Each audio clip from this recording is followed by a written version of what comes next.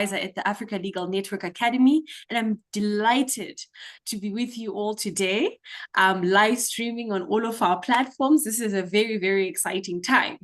Over the past few months, 1,924 young Africans have walked a remarkable journey, stepping into the shoes of policymakers to design evidence-based, practical, and visionary policy solutions. I mean, I'm just shuddering in my shoes just thinking about it. And today, 18 finalists from 13 countries take the stage to present their final pitches before our distinguished judges and audience. So before we dive in, let's go over some house rules. The first one being just sending reactions to just congratulate the 18 finalists, our leaders of tomorrow, by the way, guys. For this wonderful accomplishment that they've put in. I think this is an amazing, amazing, amazing time for them. All right, so getting into the house rules. I'm smiling, but I'm being very strict. Okay, so let's take me seriously. All right. Number one, let's keep our microphones muted when not speaking to ensure a smooth flow. So our audience is on mute, and so this really goes to a lot of our presenters and our speakers. Please feel free to use the chat box to share comments, cheer for teams, post questions. I told you, these are our future leaders. So speak to them, encourage them, really listen to the kind of policies that they are proposing. And then we have a short Q&A session after each presentation. This is going to come from the audience. The technical team will give you instructions in the chat box to let you know how you should be able to ask questions about the presentations. Also, the judges will be able to ask more questions. So think American Idol, etc. All right. Each team has 7 minutes to present and 3 minutes for Q&A. When you're almost close to your time at about 5 minutes, you will see this reaction from me. Okay, so if you see all these things going up, then know that you're at 5 minutes. After that, I will interject. I will unmute my mic and say time. Okay, all right. And if we're running over, then you will get another stop sign from me. The event is being recorded and live streamed, so please keep your discussions respectful and engaging. Again, live stream, so anything on the internet is forever. Most importantly, let's enjoy listening to our policymakers. Let's enjoy the energy, the creativity that today is going to bring. And this is going to be such a celebration of the youth leading today's future, not even just tomorrow's future, today's future. Welcome, welcome everybody.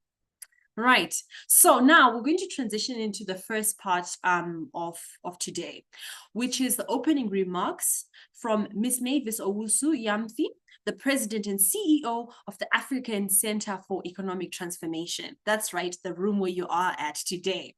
Mavis brings over 25 years of experience leading economic and social policy initiatives across Africa, Asia, and the Caribbean. So welcome, Mavis. Rutendo, thank you very much for the kind introduction. Good morning, good afternoon, good evening, distinguished guests, wherever you are dialing in from today. It is a great pleasure and honor to welcome you to the grand finale of the ACET Youth Policy Lab 2025. I am delighted to see here today participants, judges, mentors, policymakers, development partners, and of course, our brilliant finalists who are joining us from all across Africa.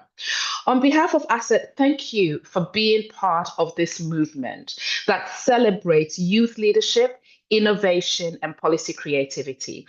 For me, this is not a finale, but the beginning of a process that encourages young people to think about and get involved in Africa's transformation. You know, Africa has a youth power that has not been fully unleashed. Today, we will catch a glimpse of that power. We are seeing too much in the news these days about the youth quake on the continent, which is masking the powerful development our young people are driving on the continent. When we first imagined the Asset Policy Youth Lab, our goal was simple: for young Africans to experience what it truly means to make policy decisions, to make those tough choices, to make the trade-offs, and to balance ambition with realism. Too often, Our young people are spoken about in policy conversations rather than being part of it. They are accused of having complaints and impractical solutions. We wanted to change that. We wanted you, as young people, to step into the shoes of policymakers, to feel the weight of responsibility, and to learn that good ideas alone are not enough. They need strategy, they need courage. But most importantly, they need an ability to compromise for the betterment of everyone.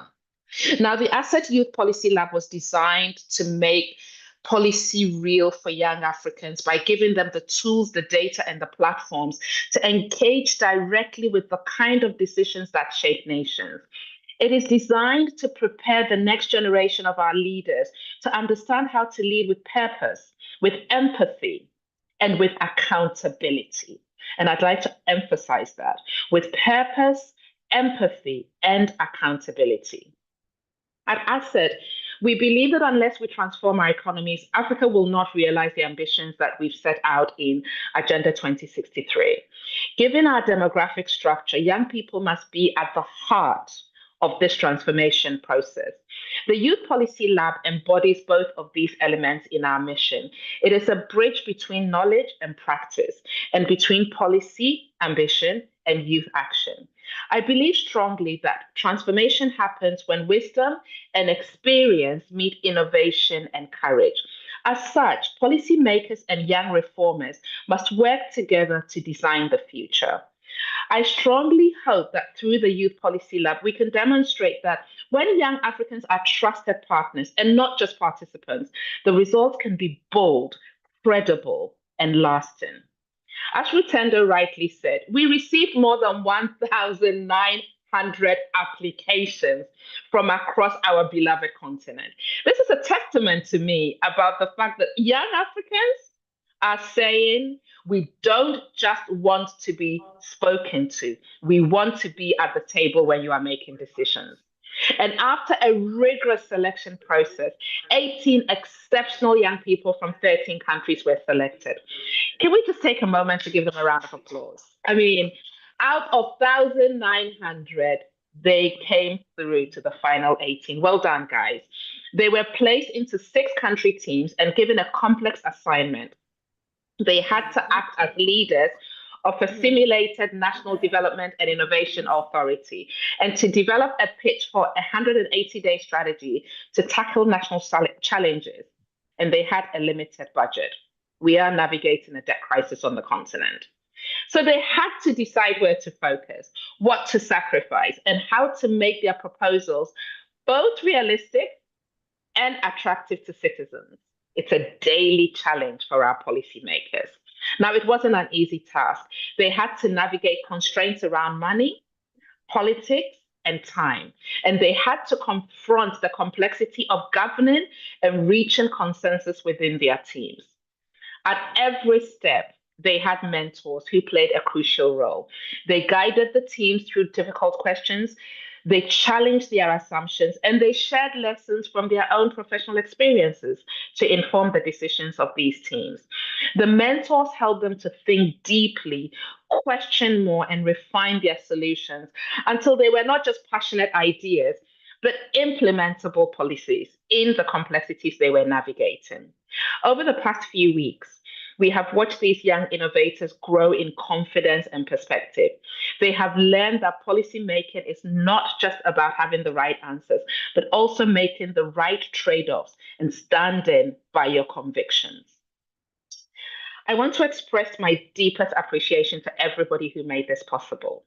First, our eminent judges. You are running countries and you made time to do this. So thank you for lending your time and expertise. Second, to our excellent mentors, thank you for guiding and inspiring the team through this process. Your support was invaluable, and we truly appreciate you for that. Thirdly, to our partners and our supporters, thank you for believing in this vision and for investing in the potential of Africa's youth. We hope that this simulation exercise is not a one-off, but over time, it becomes a truly integral part of how African countries make policy choices. And last but not least, to the amazing ACET Youth Employment and Skills and Communications teams. Your hard work behind the scenes has been extraordinary. But I want to do a special shout out to our very own youth in ACET, Denzel Dakwa. He drove this passionately and diligently, and he challenged me as CEO and said, we must make this happen. So thank you, Denzel. Today's pitches for me are more than a competition. They are a glimpse into Africa's policy future. I encourage everyone to listen closely to these voices. From them, we will get fresh ideas for Africa's next chapters. But policymakers around the table and listening in today, please don't just applaud. Make space for them in your institutions, in your programs, and in your national conversations. Our future as Africa will be written by those who are bold enough to imagine and brave enough to lead. Let's make sure that we have prepared them to do it for the betterment of everyone on our continent, not just for a few.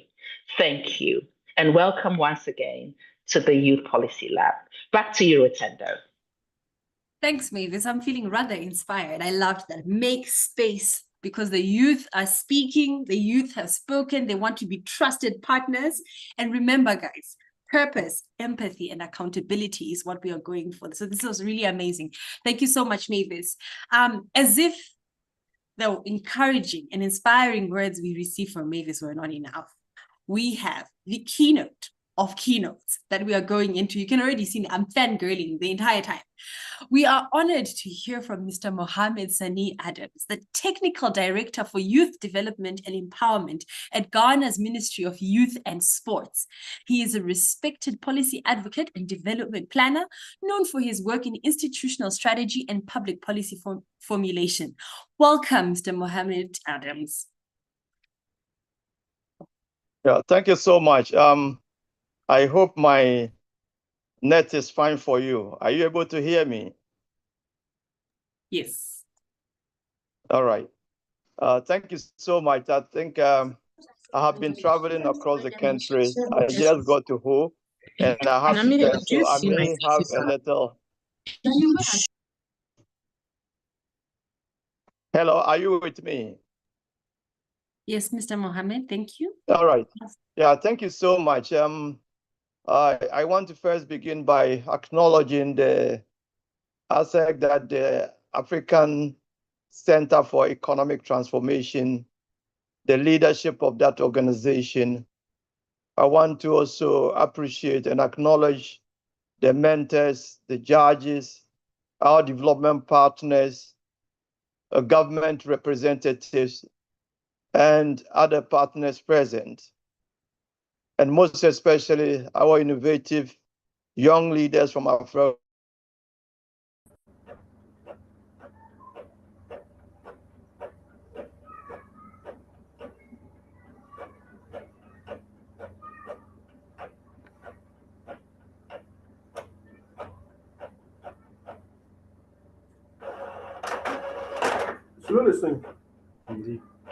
Okay.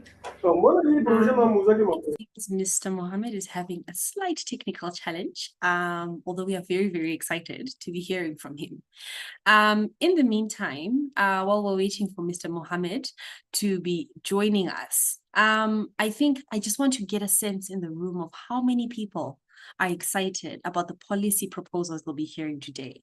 And I just want to see in the chat the kinds of policies you think would be. Do you think it's health? Do you think it's education? What are you most excited about? I don't see the chats chatting.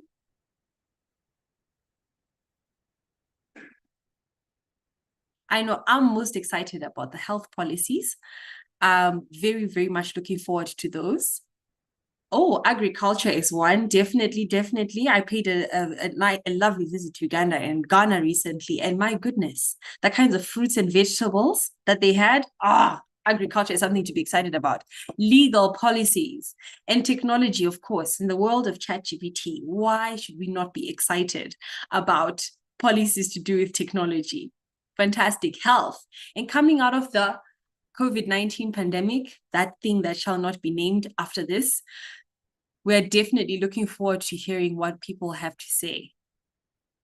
Exciting stuff. I think the one that takes the biggest cup so far is the health policies. All right. Mining. Okay.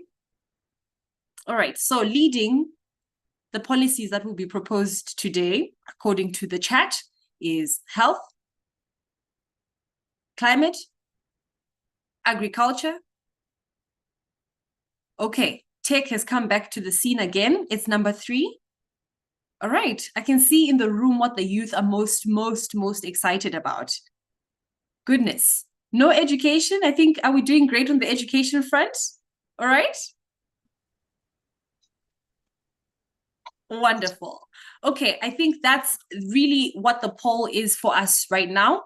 It's going to be health, mining, agriculture, according to the chat. So I really want to see towards the end if those are the top 3 that we will be hearing from. All right. So what do you think the biggest challenge of our time is on the African continent?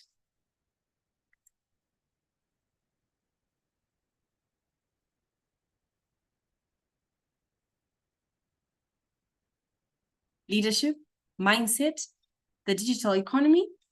All right.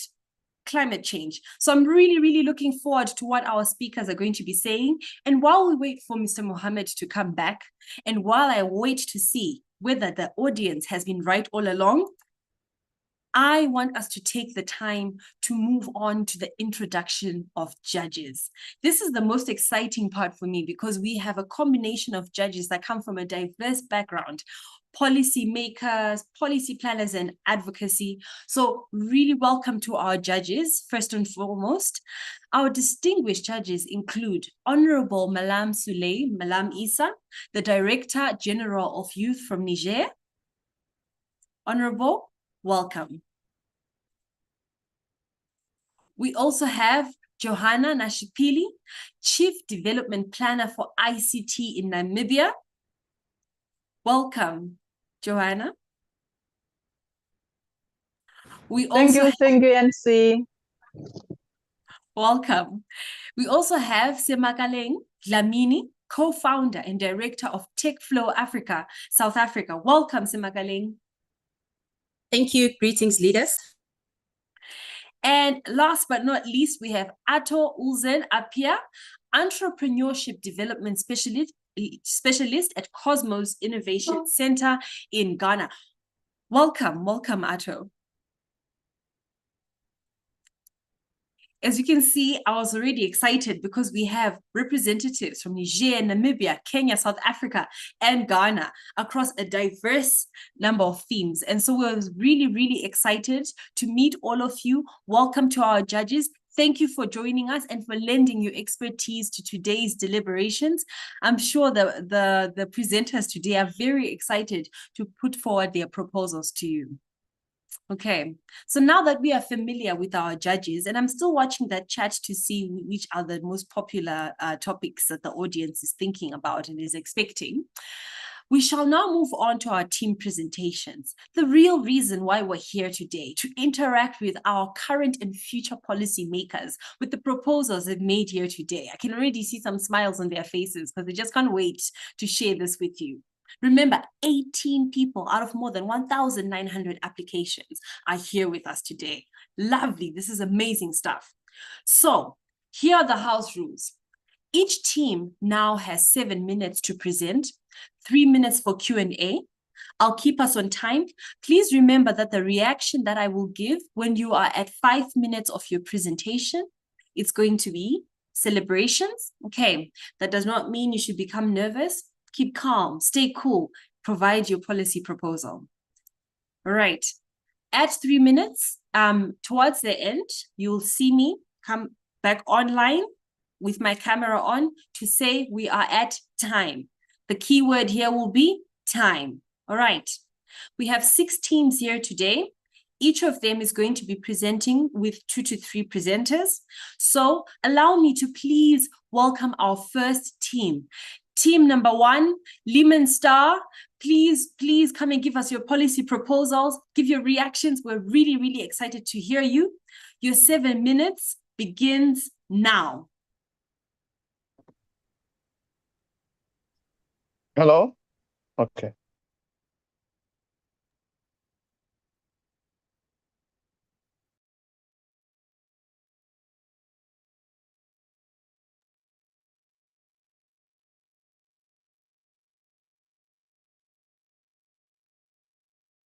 Hello? Okay.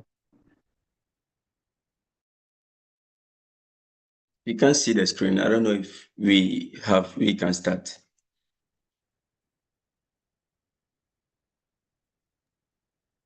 Okay.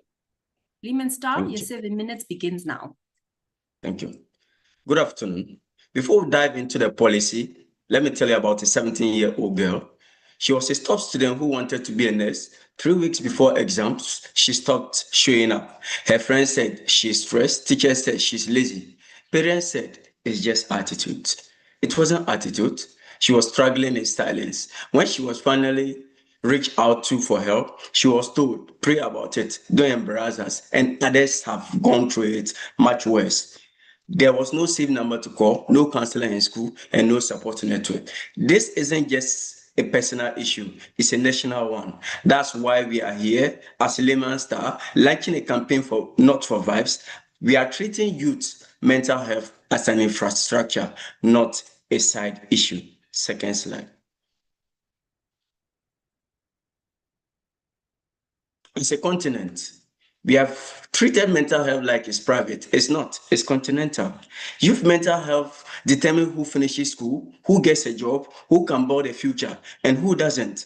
Our Youth Matter strategy is a 180-day plan to make youth mental part of national development. If youth mental health collapses, so does workforce stability and growth. This is a survival plan, not just PR.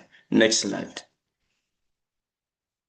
We are in a youth mental health emergency. 1 in 7 adolescents globally face health condition issues. Here is even worse because it's silent. Untreated mental health leads to school dropout, unemployment, and lost potential. The reality is no 24/7 youth mental health helpline, few mental health first responders in school, no safe reporting channel for girls facing abuse. There's no safety net, not in health, not in education, not in labor, no justice. We never bought one. That must change. Next slide. Ghana passed the Mental Health Act in 2012. It exists on paper, but that's just it. But youths continue to face depression and suicide rates continue to increase in schools. So the laws exist, but the protection does not. Lesotho estimates about 20% of its population suffering from mental health challenges, which is about 431,000 people in the population. And this population is made up of mostly young people. This is not just a teen problem. This is a national problem. In conflict-affected areas of Cameroon, we have people facing trauma. It's literally linked with them. Services are limited, there's constant lockdown, and there's a lot of stigma that keeps them silent. Now the pain has become normalized. Different countries, same patterns. We do not have a system that actually catches young persons when they fall. That's why this is not just a health sector problem, this is governance. Policies exist in fragments. However, there is no cross-sector, there's no sector protection for young people facing trauma at 17 years. The gap is our target. Okay, now our proposed intervention. First, we're going to focus on normalizing care. Mental health is a right, not a shameful secret to be hidden. Then we're going to focus on access. We'll integrate mental health into the school programs, community programs. We're going to integrate it into youth programs and the digital platform, which is occupied by mostly young people. We're going to encourage youth-led help, train youth advocates, and establish wellness clubs for peer-to-peer support. Our final pillar is gender protection. Different genders, different problems. We're going to design a safe space, private systems for young women facing diverse trauma issues, and men as well. This is real-time, life-changing action, not just reports after tragedy. The next slide. The next slide, please. Policy framework. Access, collaboration, capacity, and innovation. We're going to start by we're going to make mental health accessible in schools, communities, and online, as previously mentioned. Collaboration, we're not going to be working individually. We're going to work with already existing institutions and also work to enhance existing initiatives. So we're going to be collaborating with the Ministry of Health, Education, Women Empowerment, and Gender. We're also going to be building the capacity of the young people to advocate for their own health, to take leadership of their health. Then innovation, we're going to be using digital solutions by creation of a national helpline, a well-being dashboard, and trained online respondents. Slide 7, policy implementation.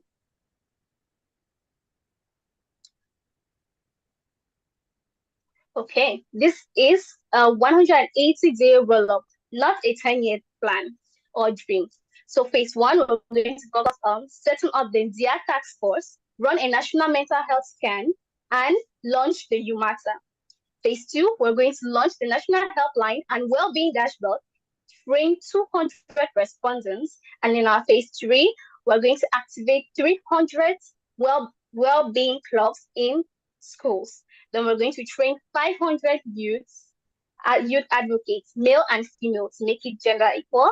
Then on phase 4, we're going to focus on holding national youth well-being forums, secure cabinet approval, publish a 180-day impact report, and actual donor co-funding. This is an operational calendar, not a belief statement. Next slide. Thank you. Now we're talking about policy implementation. There has to be policy implementation budget. Also, we are saying this is a 180 day rollout plan, as we said. And on phase 1, we're saying that we have to we are setting up an NDIA task force. And on phase 2, we are launching the national budget, national helpline over there, and well-being dashboard. And phase 3, we are activating different schools, well-being clubs to train youth advocates and teachers to reach 300 million youths. We are also saying we have phase 4, where we hold National Youth Wellbeing Forum, where we secure cabinet approval, publish 180 day impact and report, and attract donor funding. So as my colleagues have said, this is not just an operational calendar, but it's a statement, a belief statement. Time. Now let's talk. Thank you so much. Is it You time? can start. Goodness, I was actually very engrossed in that policy. I'm really loving the mental health approach. Unfortunately, we've run out of time, so I'm going to open 3 minutes for our judges and our audience to ask questions. Judges, please put your hand up, and then I'll call upon you, and you are welcome to ask your questions. I think we should ask all questions now so that we can give the Lehman Star a chance to answer the questions at once, and then I'll pull questions from the audiences. Judges, any questions? Okay. Ato Oznapia here. I'm trying to look for the hand raising thing, and I can't. I don't know what Please has go happened ahead. to it. No worries. You've already started. Okay. So great presentation. I'm just curious, what youth ages are you guys looking at? And I saw something about launch well-being clubs. What research have you done to show that there are certain students at certain schools who will run these clubs or are interested in running these clubs? Like, how are you going to go about those who actually lead the clubs in the schools? Thank you very much for the question, sir. So I'm in Tamale, Ghana, and earlier this year, partnership with Savannah Signatures, an organization in Tamale, Ghana, launched the the drug abuse campaign, whereby we're moving into senior high schools. And during this campaign, we realized that students were actually going through this trauma that we call the use of drugs in order to suppress their feelings. So there wasn't any there wasn't anyone to go to. I mean, we listen to our peers more than sometimes our teachers. So there wasn't that kind of structure that there are some kind of peer-to-peer counseling that they could go to them to actually. I saw that and I realized that, oh, when we are coming out with a policy like this, there can be a way, even though we have teachers that can also be trained to handle that, but peer-to-peer can also help in one regard. So that's the experience I had, and we are bringing it into the policy document here. Brilliant. Thank you so much, Judge Atto, for that question. I see that we have 2 questions from the audience. Firstly, what currency was used for the budget? And the second one is, why are we looking at external partners? Why not partners from within Africa? And then we also have a question from Judge Joanna. Judge Joanna, do you want to give us your question?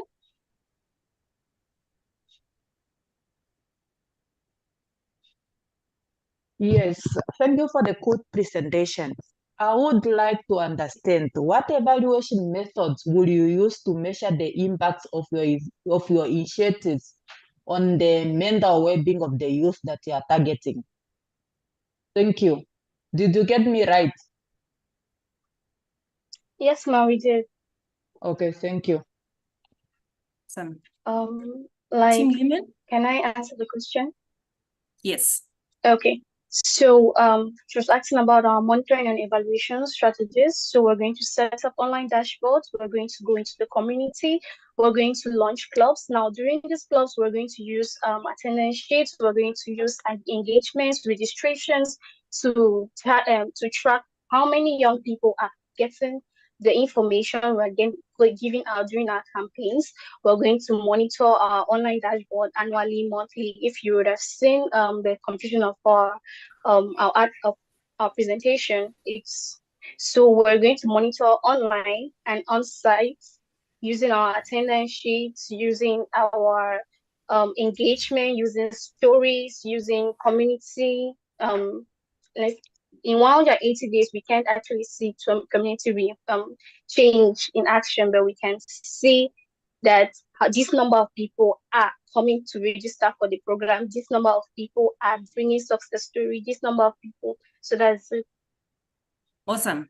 Thank you so much for those wonderful responses to the questions. Really appreciated. Team Lemon Star was the first one to go. Not an easy feat being the first team. So congratulations. Well done. Let's give them a round of applause. Thank you, Team Lemon Star. Thank you so much. All right. So we are steadily moving along. They do not call me a disciplinarian for nothing. Well, I'm going to keep to the time today. So the next team is Soul Ad Africa. And we are very excited about what they bring to the table. Already out of the suggestions made, we have tackled mental health. So I'm really looking forward to what Team Soul Ad Africa is going to be presenting. We're just going to wait for the screen to share their presentation, and then their time will start. Okay. All right. So let's just give them a round of applause. Team Soul Ad Africa, please put your cameras on. Please unmute your mics. Your 10 minutes begins now. Sorry, your 7 minutes begins now. Merci bien. C'est bon? Vous m'entendez? Vous m'entendez? Oui, allez-y. D'accord, ok. Ok, merci beaucoup. Je suis Conan Jean-Luc de la Côte d'Ivoire. Je suis à l'autre responsabilité de présenter notre travail. Nous avons dénommé notre Solid Africa. La force d'un groupe ne se mesure pas à ses murs, mais à la clarté de sa vision et de sa société.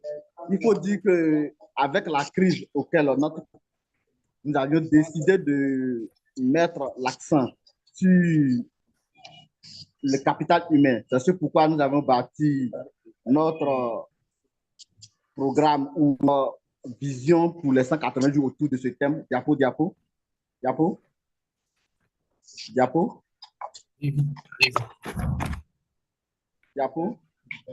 autour du thème éducation et emploi des jeunes pour une transformation inclusive et durable.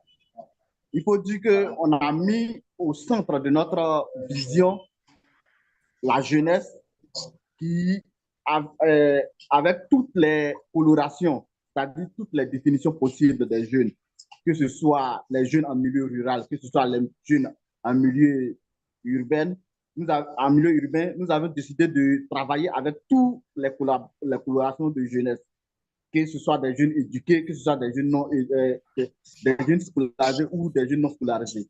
Diapo, diapo. Diapo. Allez-y, je pense que tout le monde vous écoute. OK, donc pour mener à bien cette vision ou notre mission pendant les 180 jours, Solid Africa a priorisé, a fait une priorité autour de trois grands points, c'est-à-dire la relance du capital humain productif, l'emploi et l'inclusion économique des jeunes, la santé et la résilience, et la gouvernance participative. C'est autour de ces 3 points capital que nous souhaiterons réellement lancer ou bâtir notre vision stratégique pour répondre ou faire face à la crise auquel le pays est confronté. Donc, allons, on avance. Le diapo suivant. Donc, ces 3 priorités, c'est-à-dire en priorité 1, qui est la relance du capital humain, nous avons décidé d'élaborer un plan ou un programme pilote de formation et d'éducation technique et professionnelle dans 5 régions, c'est-à-dire le pays sera scindé en 5 régions. 5 régions de formation ou d'éducation technique et professionnelle. Nous avions aussi décidé de créer 20 centres de formation accélérés sur les compétences numériques, agricoles et énergétiques. Il faut dire que l'Afrique a du potentiel et pour qu'un pays puisse être développé, il va falloir qu'il y ait l'autosuffisance alimentaire. Donc, du coup, nous avons décidé de mettre les compétences numériques parce que nous sommes à l'ère du numérique, mais nous avons décidé de mettre au service de l'agriculture les compétences numériques et aussi agricoles, en se basant aussi sur l'énergie. L'énergie, c'est-à-dire l'énergie renouvelable. Parce qu'il va falloir que nous transformions notre énergie, l'énergie fossile en énergie renouvelable. Et aussi, il faut dire que dans le modèle de santé que nous souhaiterions mettre, nous voulons concrétiser l'engagement d'Abuja, qui a décidé que tous les pays partenaires ou tous les pays de l'Union africaine mettent au centre de leur budget annuel 15% qui doit être consacré à l'éducation. En matière d'emploi, qui est l'un des plans stratégiques, en matière d'emploi et d'inclusion économique des jeunes, nous avons décidé de mettre en place un fonds d'appui à l'entrepreneuriat jeune et vert. Nous avons aussi décidé de financer 300 startups et micro-entreprises dirigées par des jeunes et des femmes dans les filières vertes et inclusives. Et aussi, nous avons décidé de de connecter ce fonds à un marché numérique de l'emploi afin qu'il y ait plus de transparence pour ne pas que d'autres jeunes ou certains leaders politiques se sentent lésés. Nous avons décidé de mettre en place un fonds de marché transparent ou numérique. Aussi, nous avons aussi décidé au niveau de la santé ou de la résilience de la gouvernance participative, allouer les 15% dont je parlais tout à l'heure, les 15% dont la déclaration d'Abuja concerne, selon l'Union africaine, tous les pays partis doivent consacrer 15% de leur budget annuel au secteur santé, au secteur hygiène, au secteur santé surtout. Et aussi, nous avons décidé de créer un mécanisme intersectoriel, c'est-à-dire l'éducation, emploi, santé. Parce que comme le dit Nelson Mandela, un pays, l'éducation est l'arme la plus puissante qu'on puisse utiliser pour changer notre monde. Donc, du coup, si les jeunes sont éduqués ou la population est éduquée, il va falloir que cette population se soigne bien. Parce que si tu es bien éduqué et que tu es malade, tu ne peux pas travailler. Donc, nous avons aussi mis un mécanisme, c'est-à-dire un mécanisme intersectoriel, éducation, santé, emploi. Nous sommes bien éduqués, il y a la santé, il y a l'emploi qui suit. Diapo suivant, un diapo. Diapo. Donc, il va falloir qu'avec les contraintes budgétaires, c'est-à-dire que nous avions en fonds propres 250 millions de dollars, donc 550 millions, qu'est-ce que nous comptons ou comment nous comptons les utiliser? Nous avons décidé d'abord de faire une réforme pilote avec l'éducation, formation technique et professionnelle et numérique, éducatif. Donc, nous avons décidé d'allouer 100 millions de dollars des 250 millions au secteur formation. Au secteur emploi et entrepreneuriat vert, nous avons décidé d'allouer 75 millions de dollars au secteur emploi et entrepreneuriat vert et au secteur santé et bien-être. Nous avons décidé d'allouer les 37,5%, c'est-à-dire les 15% du budget des 250 millions. Et au niveau aussi de la communication et du suivi et évaluation, parce que pour que nous puissions voir si les jeunes sont informés ou la population est du mécanisme que nous mettons en place, il va falloir que nous mettions l'accent sur quoi? La communication. Il y a aussi le suivi et évaluation avec des données réalisables. Dans le suivi et évaluation, il va falloir que nous puissions faire un suivi et évaluation avec le modèle agile pour savoir si les financements que nous faisons ou les formations que nous faisons à l'endroit des jeunes, est-ce que cela a un impact réel sur la jeunesse? Et aussi, nous avons fait une réserve et un appui technique ministériel pour pouvoir coordonner tout ce qui est, pour pouvoir faire le suivi ou coordonner les fonds dans les différents ministères sectoriels.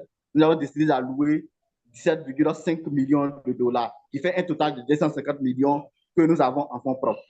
Diapo.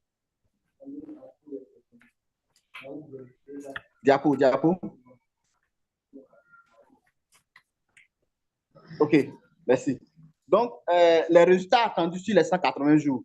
Sur les 180 jours, si nous avions en fonds comme les 250 millions, nous comptons, c'est-à-dire dans les 180 jours, il y aura 1000 jeunes formés, 60% de femmes, 20 centres actifs et 80% d'insertion dans les 3 mois. Dans les 3 mois, c'est-à-dire dans les 90 jours, lorsque le NDI sera créé ou mis en place. Au niveau de emploi et entrepreneuriat, nous aurons 1500 emplois directs créés, 300 projets financés dans 3 secteurs pilotes. L'agritech, quand je parle d'agritech, c'est-à-dire l'agriculture associée à la technologie, l'énergie et le numérique. Au niveau de la santé et le bien-être des jeunes, nous aurons 100 000 jeunes sensibilisés, 200 professionnels formés pour accompagner les jeunes, formés pour faire les suivis et évaluations. Nous aurons aussi alloué 15% du budget effectif au secteur santé. En termes de gouvernance et de visibilité, nous aurons un tableau de bord public hebdomadaire que nous allons actualiser de façon hebdomadaire afin de pouvoir permettre à chaque jeune ou à l'opposition ou aux différents ministères sectoriels ou partenaires au développement de faire un suivi. Nous aurons 5 partenaires actifs et une lettre d'extension de bailleurs. C'est-à-dire qu'avec le suivi et évaluation que nous allons faire et avec les communications qui vont avec, nous pensons que les bailleurs réellement seront intéressés à accompagner le gouvernement dans sa politique de développement en faveur des jeunes. Et nous aurons aussi à accomplir des campagnes au niveau national qui auront touché au moins 1 million de jeunes. Thank you so much, Team Solad Afrique. Merci beaucoup. Je ne vous entends pas, je ne vous entends pas. All right. Thank you. We are out of time. This was a very engaging presentation. Once more, there's so much is very, very engaging. Merci beaucoup. So now we will open. Colonel, merci. Je n'entends pas. We'll open 3 minutes for the judges to ask questions. And also for the audience to ask us any questions regarding the presentation. I just want to remind all of you that there is a little globe just under your screens, somewhere next to leave, not leave, the globe button. There will be your interpretations. There will be one interpretation for English and one for the French language. So if you're an English language speaker and you'd like to understand the French translation, just press on that and it will translate back to you. Okay. We are really, really, really excited about that. Judge Semakaleng, you have a question. Yes, thank you so much, Team Solid Africa. Thank you for your presentation. You've laid out quite an ambitious plan for the NDIA. So linking human capital development, youth employment, and also health to national transformation is quite important. So what I want to understand is how your strategy deals with the realities of implementation, sustaining the project and also inclusion beyond the pilot phase. So my question to you is, how, given the target that you have just put forward, 10,000 youth trained and also 80% job placement within the 3 months, how realistic is this given the labor market absorption rate in agri-tech, energy, and also digital sectors in the 5 regions? Thank you.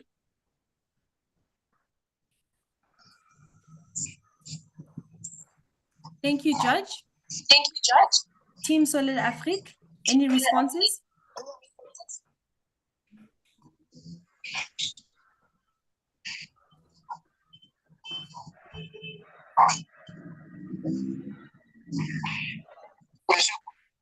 Oui, oui. Excusez-moi, je suis en voyage en zone rurale, donc il y a un problème de connexion.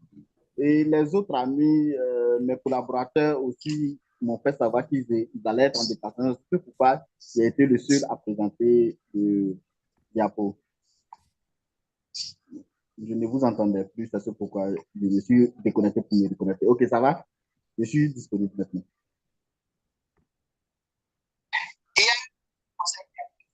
All right. Merci beaucoup. Il y a une question dans l'audience. All right.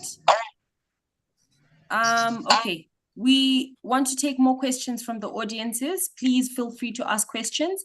The question that has come is, comment comptez-vous financer 300 startups, sachant que la recherche des financements des jeunes est une grande problématique aujourd'hui en Afrique? Quelle est votre approche concrète? Merci pour la réponse. Ok, merci bien pour la question. Si celui qui a posé la question a bien suivi notre webinaire, nous avions déjà 250 millions d'euros à notre disposition.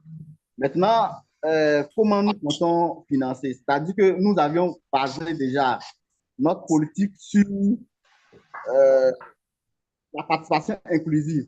Et quand je parle de participation inclusive, c'est-à-dire que les partenaires privés ou les entreprises privées qui auront la charge de faire les constructions des différents 500 que nous avions mis dans notre projet. Ces partenaires privés-là ou ces entreprises privées qui seront en charge de construire ces centres-là, en leur sein des RSE,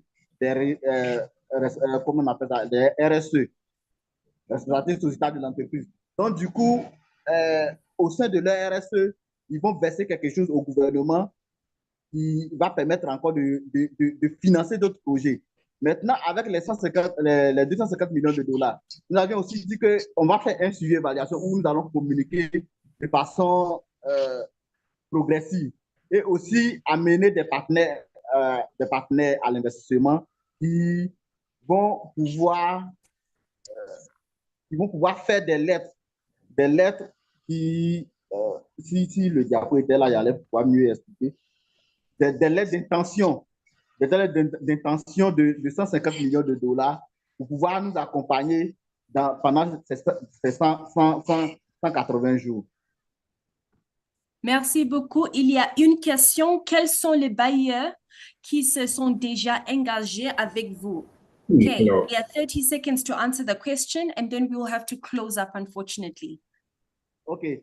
Nous avons parlé de la Banque africaine de développement qui va financer c'est-à-dire les emplois jeunes. Nous avons parlé de l'Union européenne. Nous avons parlé aussi de Gavi. Nous avons parlé aussi de tout ce qui est fonds verts, les partenaires qui s'intéressent aux questions de fonds verts. Nous l'avons énuméré comme Gavi, comme le fonds vert et autres, tout ça. C'est ces partenaires qui s'intéressent sur les questions d'inclusion du genre, sur les questions d'économie verte, sur les questions d'emploi jeune. Merci beaucoup. And that is the Team Soled Afrique. You can already feel how hot it is in here, everyone. I mean, the policymakers are getting really deep questions. I mean, there was a question from Judge Joanna around the 10,000 youth trained, and I lost it. I was just like, the policymakers, they've got something. All right, we are now moving on to the third team. Please remember, everyone, that for any French translations, English translations, press the global button just below your screen and you will receive an interpretation for that. Keep the questions coming, hot and heavy, in the comments chat. In the meantime, we'll be moving on to our next distinguished team, Team Umoja. Thank you so much, Team Umoja. Bring all the energy. Get ready for the heat of the questions. Your 10 minutes begins as soon as your presentation starts showing on our screens, and I'll let you know when it starts. Okay, your 10 minutes begins now. Sorry, your 7 minutes begins now. 7 minutes, Team Umoja.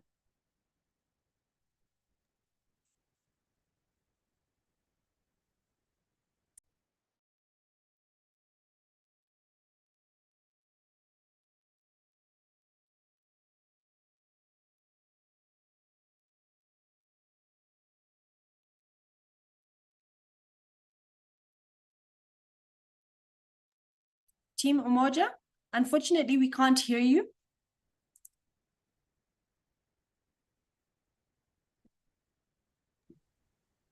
Sorry, I was speaking on mute.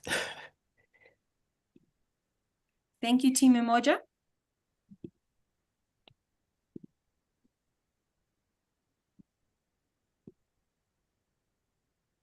Okay. In September 2023, over 500 young Ghanaians hit the streets in protest. Among the several issues they were protesting was youth unemployment. Meet one of the protesters, Benjamin, who was protesting his joblessness for 4 years after completing a tertiary education in one of Ghana's public universities. The 4 years that he was unemployed came with a lot of frustration, a lot of agony, and Benjamin at some point wondered if his university education was of any value if it could not secure any job opportunity for him. But we realized that this was not an isolated situation. Across Ghana, 3 million young Ghanaians are currently unemployed. And it could take 9 out of 10 graduates about 5 years to secure a job opportunity, a really big problem. But why is this a problem? It's because government and private sector are currently unable to create enough job opportunities. And in addition, there's a huge skills mismatch between what industry expects versus what tertiary educations are currently providing to students. That's why we designed the Ghana Digital and Green Jobs Policy Strategy to train 1 million young people in green and digital skills and connect 500,000 of them to job opportunities over the next 5 years. In the first year, we would prioritize policy alignment and strategic engagement with key stakeholders. We would develop various partnerships and ensure the implementation setup is well understood by all implementation stakeholders. And by the 3rd month, we would have started the program implementation, prioritizing rural and grassroots communities, reaching out to them to let them sign on to the various programs that we have designed. We have made various trade-offs, including deferring large-scale infrastructure projects for current urgent needs of young people. We have also decided to trade off full government branding and resource ownership because we are asking private sector and partnership organizations to join us, and also limited government autonomy, especially with regards to selecting participants or beneficiaries for the program which we have limited to digital skills and green jobs only? Now, the program will come under three major flagship programs. One is called Tuma, and Tuma in the Ghanaian language, Wali, means work. So we will be working to empower youth for digital jobs and civic engagements. The main activities within this flagship program will be to train the youth in digital engagement and civic engagement. We will be disbursing microgrants under a content creator plan and launch civic and government media platforms. The expected outcomes under Tuma will be 1,000 youth trained, 1,000 funded, and 15,000 newly created jobs, within which the implementers are the Ministry of Communication and Digital Innovation, the Ministry of Youth Development and Empowerment, and the Registrar of General's Department. Then we have the NGSI, which the theme is building a skilled workforce for Ghana's green economy. NGSI means National Green Skills and Apprenticeship Initiatives. The activities will be to do co-design curricula with industry, leading to paid apprenticeships, and we will also be able to set up digital monitoring hubs for this. The expected outcomes will be 30,000 trained youth, 20,000 paid apprenticeships, 10,000 newly created jobs, and the Ministry of Youth and Development Empowerment will be in charge of this, together with the National Youth Authority and the Commission of Technical and Vocational Skills Training. The last of the flagship programs is Ngeri, which will be to drive innovation and market access for youth-led enterprises. The activities will be Green Jobs Accelerator, develop Green Tech Market Platform, linking youth to procurement deals through e-government, because we all know that the government is the biggest customer for any group. The expected outcomes will be 5,000 trained youth, 1,000 newly created jobs, increased youth participation in national procurement, and the implementers of this will be the Ministry of Finance, Ministry of Agriculture, and the Ghana Enterprise Agency. Now, the budget is 250 million, with NGSI taking the largest portion of the budget because of the number of people who will be activated in this program. NGSI stands for National Green Skills and Apprenticeship Initiative. Together with Tuma, they will share 20% of. So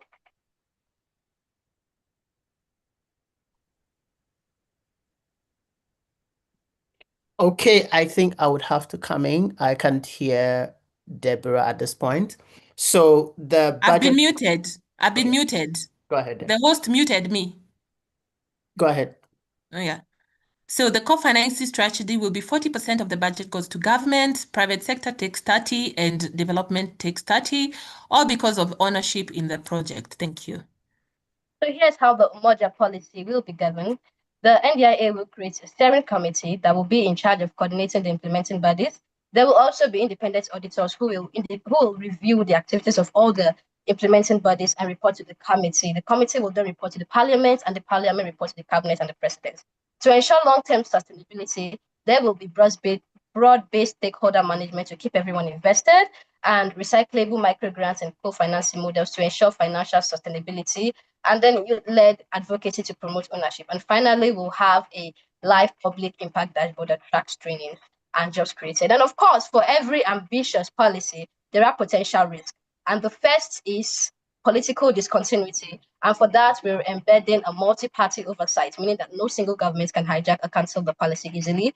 For bureaucratic resistance, we are using performance-based funding so that every agency's finance is tied to meeting agreed deliverables. And to counter public skepticism, this is where the live impact dashboard comes in. Moving on to the projected impact. By 2026, we expect 200,000 youth trained and 70,000 jobs created. By 2030, the policy will have trained 1 million young people and created 500,000 sustainable jobs. Now, the next slide shows how our initiative aligns with ACET's growth with depth framework, because we're diversifying jobs, building export-ready businesses, and improving livelihoods. Thank you. This was worked on by an amazing team of 3 and guided by coaches Steven and Jibodi. And we truly believe that Africa's youth are not a problem to be solved. When we invest in their ideas and energy, we can invest in Africa's transformation.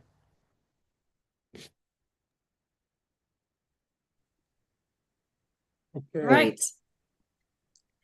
Thank you to Team Umoja. Team Umoja, congratulations, well done. I didn't have to send you my celebration timelines. Okay, so that opens us up to questions. Wonderful presentations again. Can we all give Team Umoja a round of applause? It's not easy to deliver policy framework in under 7 minutes, so congratulations for that. To the judges, I can already see Judge Ato is ready with the questions. So I just want to open up the questions to our judges, as well as our audiences. Please keep those questions coming into the chat. Please remember that for any translations, just press the interpretation button for you to get that. Judges, any questions? Yeah. So it was great to see your team slide. I don't know if you could put up the team slide again with the coaches. But I'm also just wondering, what types of jobs are you trying to create?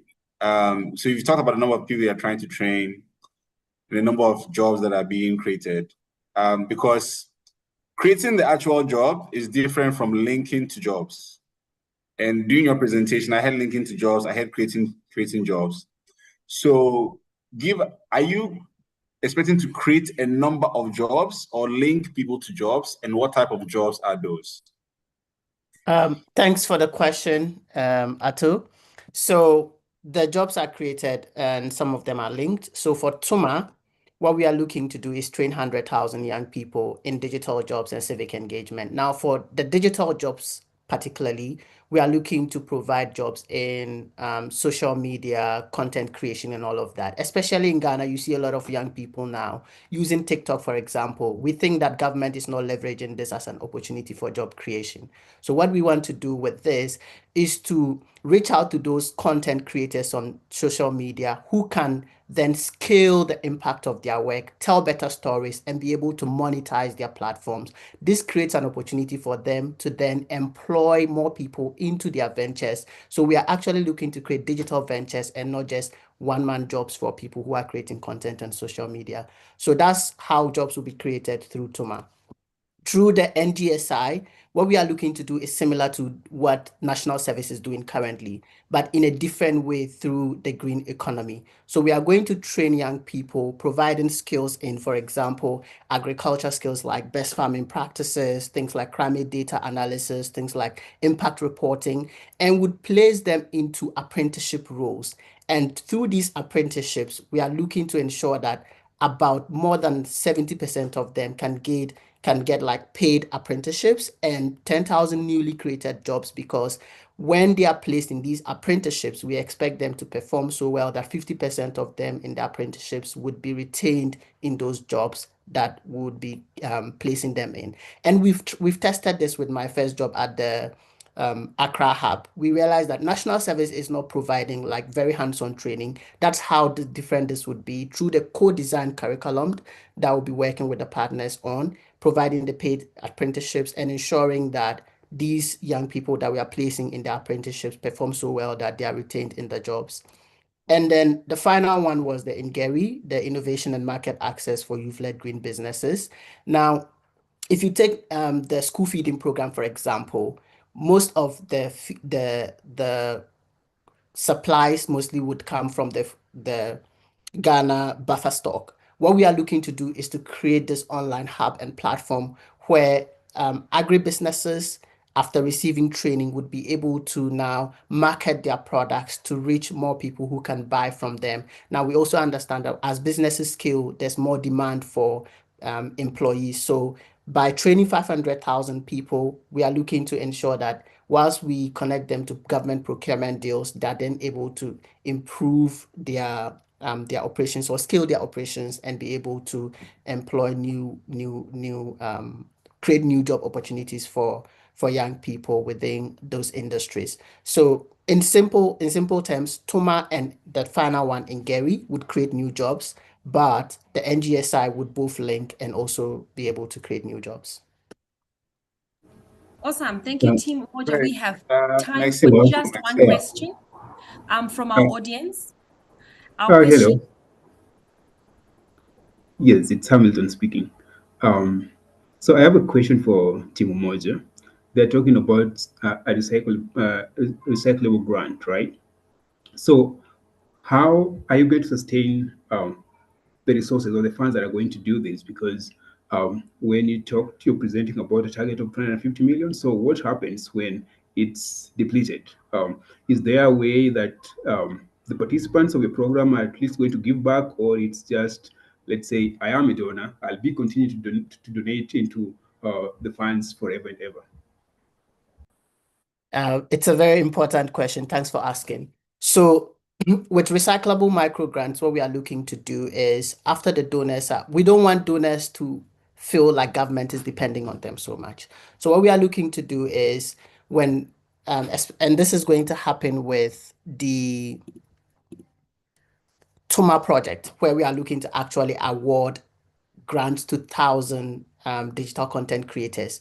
Now, and this also means that the government training program or the program we have designed has to be well executed, because the idea then is when these businesses succeed, they'll be able to pay back that amount that you've invested in them so that you can give it back to new trainees, approximately 1,000 of them again, who would be able to use that fund to scale and employ more people. So that's what's going to happen. The grants that will be given is not going to be charity. When young people receive money and there's no accountability, oftentimes they just like blow it. So what we want to do is to ensure that there's accountability for these entrepreneurs receiving the money to be able to pay it back, and we can then use that same amount, give it next year again to a certain group of people to continue creating the jobs and training more young people. I don't know if that's clear enough. Right. Wonderful. Thank you so much, Judge Hamilton, and thank you, Judge Atto. It's getting hot and heavy in here. We have so many questions coming in the Q&A, so please feel free to be interacting. Please continue to be asking questions. The job of policymakers is not easy. Okay, one of the questions Team Umoja needs to be thinking about from the audience is, why is the governance structure so cumbersome, and will it not create any delays? So while you chew on that, Team Umoja, and can possibly answer that on the Q&A, we will be moving on to Leganyans, who are our next team, team number 4, coming in with their policy. So as you can all already see, the popular things are winning: mental health, the youth. We are really getting there. So excited. So Team Ganyans, your time will start as soon as your presentation starts. I would advise you to ensure that your microphones are on, your cameras are on, getting ready to start. Okay, in 3, 2, 1, you have the stage, team number 4. Ok, bonsoir à tous. Nous sommes honorés de prendre la parole sur cet espace d'innovation dédié à l'avenir du continent. Notre ambition est simple: l'Afrique dispose de toutes les ressources pour réussir, à condition de s'appuyer sur une stratégie claire. Le projet que nous présentons va au-delà d'une initiative, c'est une vision. Notre modèle se veut une alternative innovante et complémentaire à l'ACET, fondée sur 4 leviers: la jeunesse, l'entrepreneuriat, la durabilité et la promotion de l'énergie. Notre plan de présentation est le suivant. Diapositive, s'il vous plaît. Contexte, justification, priorité clé, les résultats attendus et la stratégie de cofinancement. Le thème que nous avons choisi est l'emploi vert. Le problème est le suivant: 4 jeunes sur 10 sont au chômage, coincés dans des emplois informels. Peu d'emplois rémunérés sont créés, les programmes d'emploi sont inexistants. Vous savez, en Afrique, la jeunesse est le moteur du développement. Cependant, elle fait face au chômage élevé, aux formations inadaptées, à l'impact du changement climatique. Par exemple, en Côte d'Ivoire, nous avons 400 000 jeunes qui arrivent sur le marché chaque année. Seulement 100 000 emplois formels sont créés. 80% travaillent dans l'informel et 20% sont sans emploi ni en formation. Face à cette réalité, les gouvernements ont pris la décision de promouvoir l'emploi vert. Cette initiative prouve que les transitions écologiques peuvent créer des opportunités économiques et sociales. Cependant, malgré ce progrès, il existe encore de nombreux problèmes à résoudre. On a le manque de compétences techniques, l'absence de feuilles techniques et la faible inclusion des jeunes ruraux et vulnérables. C'est pour répondre à cette insuffisance que la nouvelle dynamique NDI a été mise en œuvre. L'objectif est de créer 20 000 emplois. Diapositive, s'il vous plaît. L'objectif est de créer 20 000 emplois directs et indirects en 18 mois, qui ciblent les jeunes, les femmes et les personnes en situation de handicap. Pour contribuer à la réduction de la déforestation, promouvoir les énergies propres et renouvelables.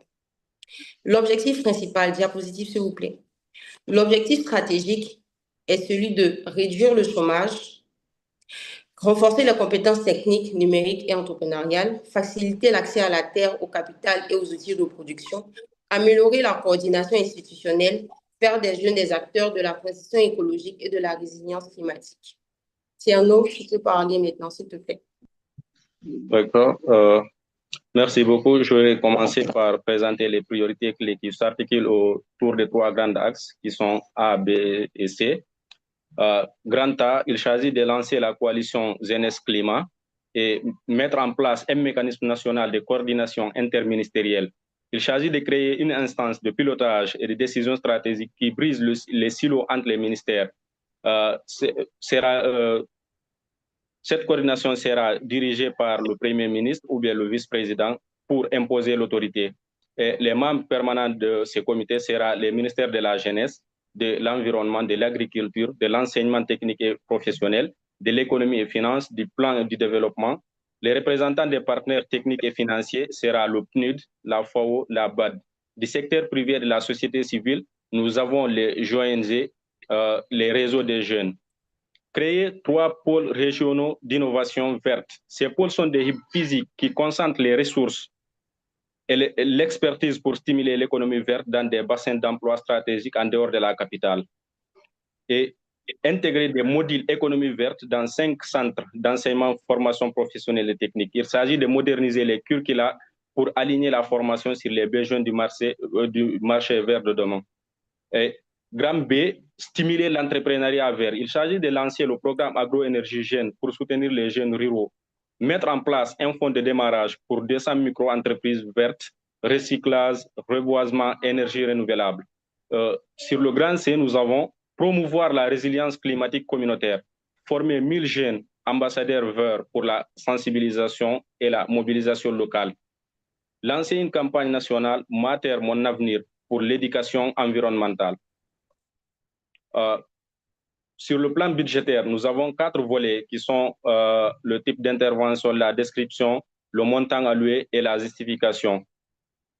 On a parlé de 3 pôles régionaux d'innovation verte. Ce centre d'innovation verte sera financé à hauteur de 100 millions de dollars. Ce financement permettra de créer un niveau d'innovation pour les jeunes et stimuler l'économie verte locale. Le programme agro-énergie jeune, filière agricole et énergie propre renouvelable à hauteur de 50 millions, soutenir l'entrepreneuriat rural et la transition énergétique et communautaire.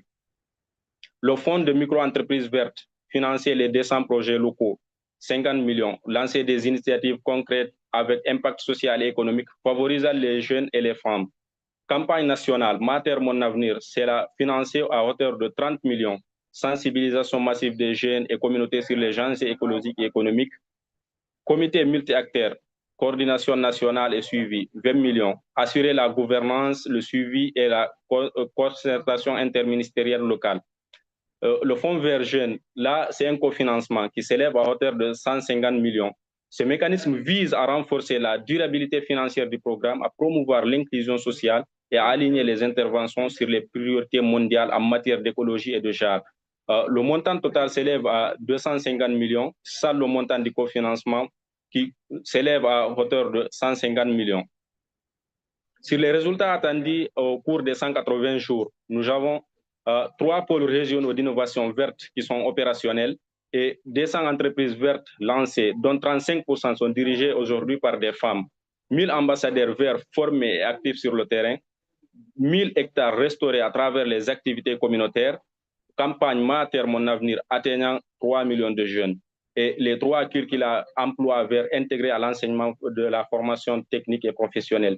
Les risques et stratégies d'atténuation, nous avons des risques, par exemple la coordination lente entre ministères. On a mis en place un comité jeune climat sous tutelle de la NDA. Le manque de financement durable, c'est un risque, mais nous mobilisons des fonds verts et explorer activement les crédits carbone pour les activités de reboisement et de restauration des terres. Méfiance des communautés rurales. Là, il s'agit de mettre en partenariat les ONG locales, les chefs communautaires et les présidents des associations des jeunes, identifier et former les premiers bénéficiaires réussis pour qu'ils deviennent les témoins promoteurs du projet auprès de leurs pairs. Leur parole est souvent plus crédible que celle des experts externes venus d'ailleurs. Le processus de sélection sera transparent, rendre public des critères de sélection des bénéficiaires et des projets. Comité de sélection indépendant, mettre en place un jury mixte incluant des représentants de l'administration, du secteur privé, de la société civile et des partenaires techniques. Publier en ligne de manière proactive et régulière la liste des bénéficiaires et les montants alloués, les rapports suivis d'évaluation. Nous avons la stratégie de cofinancement. La mise en œuvre de notre projet reposera sur une stratégie de cofinancement inclusive et partenariale, mobilisant à la fois les ressources nationales, les partenaires techniques et financiers, ainsi que le secteur privé. Cette approche vise à assurer la durabilité financière, l'appropriation nationale et la complémentarité des interventions. Sur l'alignement avec l'ACET, cette stratégie incarne les 6 piliers qui sont la diversification économique, la productivité, l'inclusion, la durabilité, l'innovation et la transformation institutionnelle. En somme, notre projet propose une approche intégrée et ambitieuse, plaçant la jeunesse au centre de la transition écologique et de la prospérité durable. L'Afrique de demain sera bâtie par des jeunes conscients, formés et porteurs d'un avenir vert. Je vous remercie pour votre attention. Nous sommes ouverts à toutes vos questions. Merci beaucoup. All right. Merci beaucoup pour les gagnants. I just love it. The winners, the policymakers are in the building. The policymakers are truly, truly in the building. Okay, merci again. Please would like to encourage you to use the Q&A button to ask your questions. The team members will also be able to interact with the audiences that way. In the meantime, we have a few minutes to take questions from our judges as well as from the audiences. Judges, you've heard this amazing presentation, which the Ghanaians have called an ambitious plan. What are your thoughts, judges? Any questions, judges? Is it also getting hot in here for the judges? Yeah, so thank you. My question would be, think this is the second one that we're seeing, what I'd call over-reliance on the government bureaucracies. And we've seen for quite a while that they have been failing us most of the time, so rather stifling growth of very awesome projects. So how are you going to really evade this problem? Because you have an awesome project that if you over-rely on the government or the government agencies on its implementation, perhaps it might not do as you originally planned. So what are your plans to really come in and boost or rather take this to the levels that you want, in spite of the government's issues and the political waves blowing from left to right? Yeah.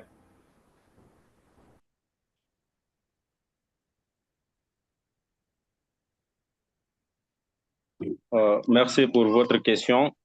Là, d'abord, premièrement, nous avons mis en place un mécanisme national de coordination interministérielle qui regroupera les différents ministères qui sont concernés par le projet.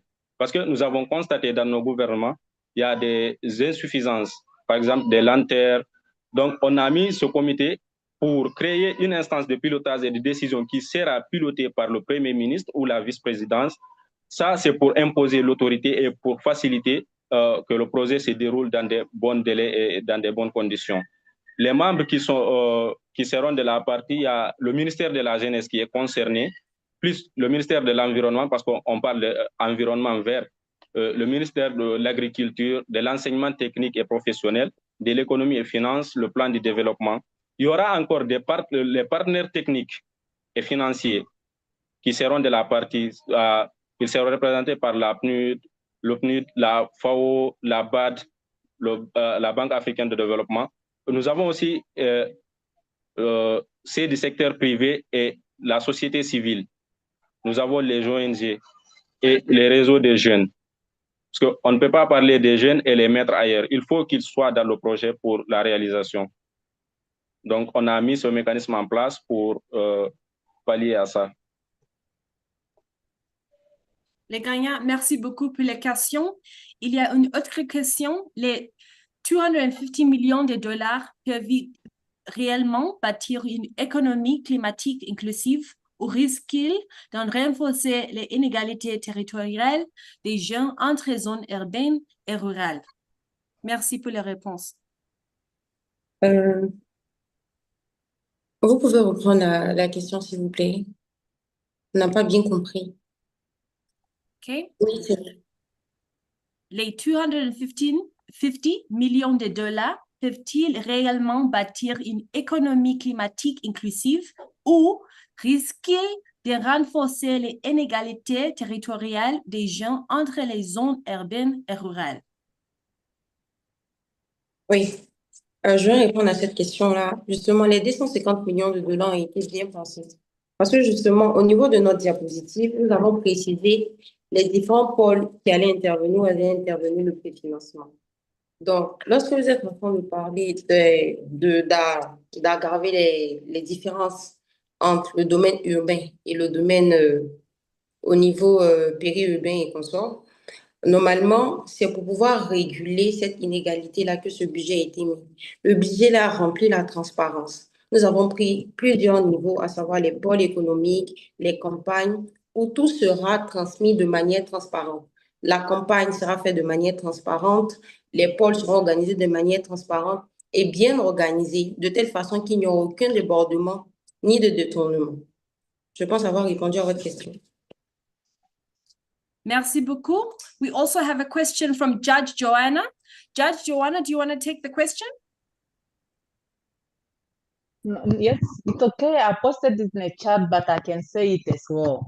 I want to know, when you're doing your study, what could be the possible challenges or barrier to implementing the green job initiatives, and how can they be addressed? Thank you. Les gagnants, you have 1 minute to answer the question. Les défis. Là, pour répondre à la question, on nous dit, nous avons 4 jeunes sur 10 qui sont au chômage ou coincés dans les emplois informels. Peu d'emplois rémunérés sont créés. Les programmes d'emploi existants sont motivés par des considérations politiques. Le taux d'échec des startups dépasse 80% après 2 ans. Absence de système d'adéquation des emplois et d'orientation professionnelle. L'agriculture n'est pas attrayante à raison de sa faible productivité et de ses réponses. Donc, dans notre projet, on a essayé de répondre à ces besoins. On a structuré notre projet sur ces différents besoins. Merci. We have 2 more questions from Judge Hamilton and Judge Semakaleng. From Judge Hamilton, Team Les Gagnants, you've mentioned a lot of ministries. How can you reduce such over-reliance and just ensure compliance and run the program apolitically? The second question is from Judge Semakaleng. You mentioned a model replicable across Africa. How will you adapt to different policy, cultural, and resource contexts across these countries? You have these 2 questions. They are also in the chat. Team Les Gagnants, you have 1 minute to answer the questions.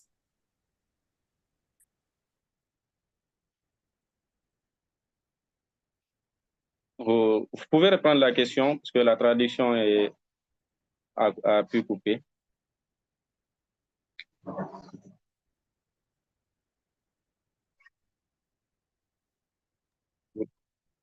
Oui. Oui, vous recevez.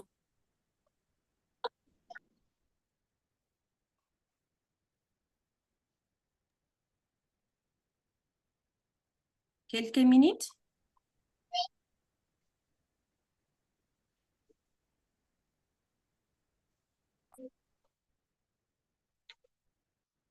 Les Gagnants, we'll also add your questions to the Q&A so that you have a little bit of time to think about them and give your responses there. We are unfortunately out of time for Les Gagnants, but congratulations. Those are some hot questions from the judges over there. Judges, I can see you just sitting there, really, really making it hard for our policymakers and our current and future leaders, as I've been saying to everyone. Phew, our 18 finalists have a difficult job in front of them. I can't believe I can't believe that you all have all of these wonderful, brilliant answers just sitting there in your minds. So congratulations and well done to les gagnants. We are now moving on to team number 5. Team number 5 is the Wakanda Lab. So the Wakanda Lab is going to be upcoming, and as soon as their screen starts sharing, we will start their 10 minutes. In the meantime, for les gagnants, let us give them a round of applause. That was a hot session. Okay. Team Wakanda, your 10 minutes starts now. Growing up as a young girl, when I witnessed farmers predict rain and it came, meteorologists predicted the weather and it was right. But what do we see now? Farmers predict rainy seasons, it comes to pass, but not even a drop. Clouds could gather at a point and not a raindrop. Weather conditions have become so unbearable due to climate change. Good afternoon, ladies and gentlemen, distinguished judges. We are here to show you how we transform our nation's greatest crisis into our greatest opportunity. The NDIH job revolution, green job revolution, where 75,000 sustainable jobs are created, measurable impacts within 180 days, and built to last beyond elections. Slide 2. We face 3 crises feeding into slide 2. Next slide. We face 3 crises feeding into each other, where 60% of the youth are unemployed. 6 out of every 10 young people have no jobs, no hopes, and no future. Our demographic dividend is becoming a demographic disaster. Rising climate vulnerability, where droughts destroy our harvests, floods wash away our livelihoods, and farmers can't even predict rains anymore. Our stagnant economic growth, where traditional sectors are not creating jobs any longer. We are stuck while the Western world advances. And while we struggle, the global north economy is booming. 2 trillion and growing. Africans are seizing this. We are being left behind, but one integrated strategy solves all 3 crises. Slide 3. Slide 3, please. Okay. So imagine 75,000 youth running successful green businesses like solar installers, climate smart farmers, and recycling entrepreneurs. Half of them are women and mostly rural. This is an economic transformation aligned with the access growth with depth framework, where diversification will 10 plus green sectors versus 2 to 3 traditional sectors. Export competitiveness, which is regional renewable energy leader, $100 to $150 million export earnings. 3 to 5 times income multiplies, that is $100 per month becomes $400 per month. Technology leapfrog to solar and digital tools, 7% adoption versus 10% national average. Human capital, where 5,000 instructors train 250,000 to 500,000 youth, multiply effect for decades. These pillars reinforce into each other, producing 2 to 3 times impact of calculated programs. Now we decide on building 5 interventions working as one ecosystem to solve this employment. Where day 1, we have the coordinator, and this is where we finally get mainstream green jobs into civet and employment policies. And then from there, we provide funding and startup-friendly financing built in business management support, where we wrap mentorship around money because capital alone doesn't build businesses. Now we have the multiplier, where we train 5,000 instructors once, who will then upskill hundreds of thousands continuously. Quality mentoring, ensuring training leads to jobs and not just certificates. We have the bridge, which connects the rural youth to urban opportunities through digital platforms, linking the youth entrepreneurs directly to buyers and investors and partners as well. Now the M&E system, which is the proof or the evidence, enables weekly cost corrections and not just post-program autopsy, and provides transparent evidence, unlocking donor confidence and sustainable funding. Now, these interventions come together to create our integrated delivery, where we fund, we train, we mentor, we monitor, and grant market access, which is a complete journey and not disconnected programs. Now, slide 5, please. Slide 5. Sorry. Slide 5. Okay, thank you. So now we have $250 million of our initial commitment, which is a direct government funding. And with this, we are able to create 3,000 to 4,000 jobs in 180 days. We fund 2,000 of the youth, and we prove that this works. Now, after proving this works, we are able to unlock $150 million in donor co-financing. And the 3-step process for unlocking donor co-financing is month 1 to month 3, we demonstrate the impact. 500 youth are funded, 3 labs are in operation, and we produce real results. Months 3 to 4, we have our donor roundtables, where we present youth entrepreneurs and not PowerPoints like we are presenting here today, but real people with real impact in real life. Months 5 to 6, we have our formal commitments. Our $150 million is secured from 5 donors, which is the GCF, UNDP, ECOWAS, SC for All, and AGIA. What the $150 million will enable is to scale enterprise fund from 2,000 to 40,000 youth, which is 20 times expansion, complete all 15 permanent hubs, expand to vet from 20 to 200 centers. National M&E policy systems are being strengthened. And now we don't ask donors to trust us. We prove it first, and then they co-invest in the scaling to win success. I'll invite Grace to continue. Thank you. Thank you very much. So we're committed to using slide 6. We are committed to using 250 million to deliver this project. So as you can see there, 100 million is allocated for the enterprise fund. So from here, 2,000 youth will be funded. 60 million is allocated to the innovation hubs. So here we'll construct some permanent, but mostly temporary or mobile hubs. 60 million will be allocated to the skills training. So here, 20 TVET centers will be furnished and staffed. 15 million will be allocated to the monitoring and evaluation system and 15 million to the policy framework. But to achieve this vision, we need to leverage our commitment to unlock the $150 million in donor co-financing. So this will help us to scale up our initiative into a national transformation. So from this 50 million will be added to the enterprise fund, which will increase our funding capacity to 40,000 youth. 40 million will be added to the innovation hubs, which will increase the number of permanent hubs. 25 million will be added to the skills training, which will increase our centers to 200, and 10 million will be added to the monitoring and evaluation system. 25 million will be added to the policy framework. So this will create our target of 75,000 jobs. So slide 7, our 6-month promise. So while we're building permanent structures, our wins will be, we expect to fund 2,000 youth enterprises and 500 TVET instructors certified and 15 regional hubs launched. So this will create a target of 3,000 green jobs created. So these aren't just goals, but this is the proof of concept. So when we meet with the donors, we'll be showing them the results, but not the plan, therefore unlocking the 150 million. So slide 7, who are we to serve? Our primary role is to create 75,000 green jobs. These are our primary beneficiaries. It will create a ripple effect, creating over 150,000 indirect jobs. But most importantly, this plan is equity-centered. So specifically, we are targeting youth that are left behind. So 60% of our resources will go to the rural area, with a minimum of 50% of our beneficiaries as women. So in this way, we will build an inclusive and fair economy. So slide 9, one of the biggest risks of our long-term project is the political change. So taking that into consideration, legally, we will have this anchored in the Act of Parliament, but it will also be governed by a multi-stakeholder board, which comprises 40% the civil society represented. So this will ensure its independence, but will also secure a cross-party green jobs compact by getting formal commitments from other political parties. But lastly, we'll legally bind ourselves to international treaties, obligations like the Paris Agreement and ECOWAS.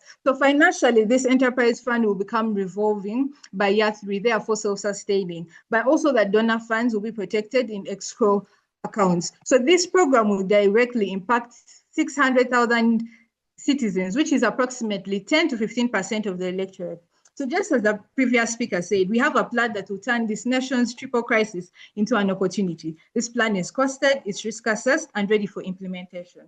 So to begin our 180-day countdown, we need the following immediate steps. This is slide 10. One, we need this strategic framework to be approved by day 14. We need the authorization of the establishment of the NYEC Secretariat by day 30. We need to greenlight the launch of the enterprise fund by day 90, but we also need to secure the 150 million in donation by day 180. So green jobs are not tomorrow's promise, but rather today's lifeline. Thank you.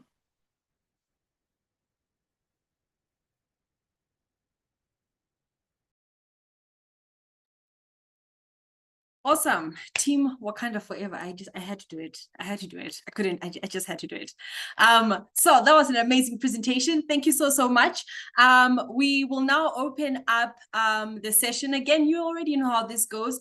Questions in the chat to the team, questions from the judges. Let's keep it hot. It's been very, very good for our policymakers so far. I'm really enjoying it. I'm very, very encouraged by the future of governance in Africa from what I'm hearing. So I'm very excited to hear this.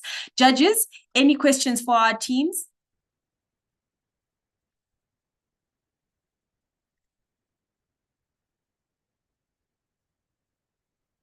Any questions for Team Wakanda, or are we all still celebrating the Wakanda Forever vibes? Okay, we have a question from Judge Semakaleng. How realistic is scaling TVET instructor certification to 500 across 15 hubs in such a short time frame, particularly for green skills which may require specialized expertise? That is the question from Judge Semakaleng. Team Wakanda, this is for you. Please come again with the question. The question again, please. Sure. How realistic is scaling TVET instructor certification to 500 across 15 hubs in such a short time frame, particularly for green skills which may require specialized expertise? Okay, thank you so much for the question. So 500 instructors are not going to come from one particular place. We are looking at, if for example, it's Ghana, we have 16 regions. So in 16 regions, we are going to take trainers from each region and make sure we train them adequately. We are not setting down just one day, like we said earlier, we started in the first 3 months. First 6 months, sorry. We are going to put the first 3 months down to train and educate the trainers who are then going forward from month 3 to 4 or from month 4 to 5, train people from 25,000 to 500,000 from other places. So it is not going to be just from one place, but from different places. Like if it's 16 regions, we are going to have say 120 from each region, or 100 from each region, or 50 from each region to be trained, and then we equip them. So it's not going to be a one-day program. Probably we set up a month for the training session. So if 1 month we are meeting them 4 times in a week or 3 times in a week, we meet all of them 3 times in a week, and then make sure we train them and give them right certification so that it is going to be a lively and then a true job, and not just storytelling or something we come around to tell people. Thank you. Fantastic. Thank you so much, Team Wakanda. For a second there, I thought I saw you just swallowing. Like, my goodness, what are these people asking me? So I can see it's really, really getting hot in the kitchen. Any questions from our audience, judges? Please feel free to interact with the Q&A session with our team members for any of the other presentations as well. If you have like a question that has just come up now, ask in the Q&A. Our teams are ready to be answering your questions live and on demand. From Judge Hamilton, how is Team Wakanda prepared to ensure health standards for the products they are intending to export? Team Wakanda?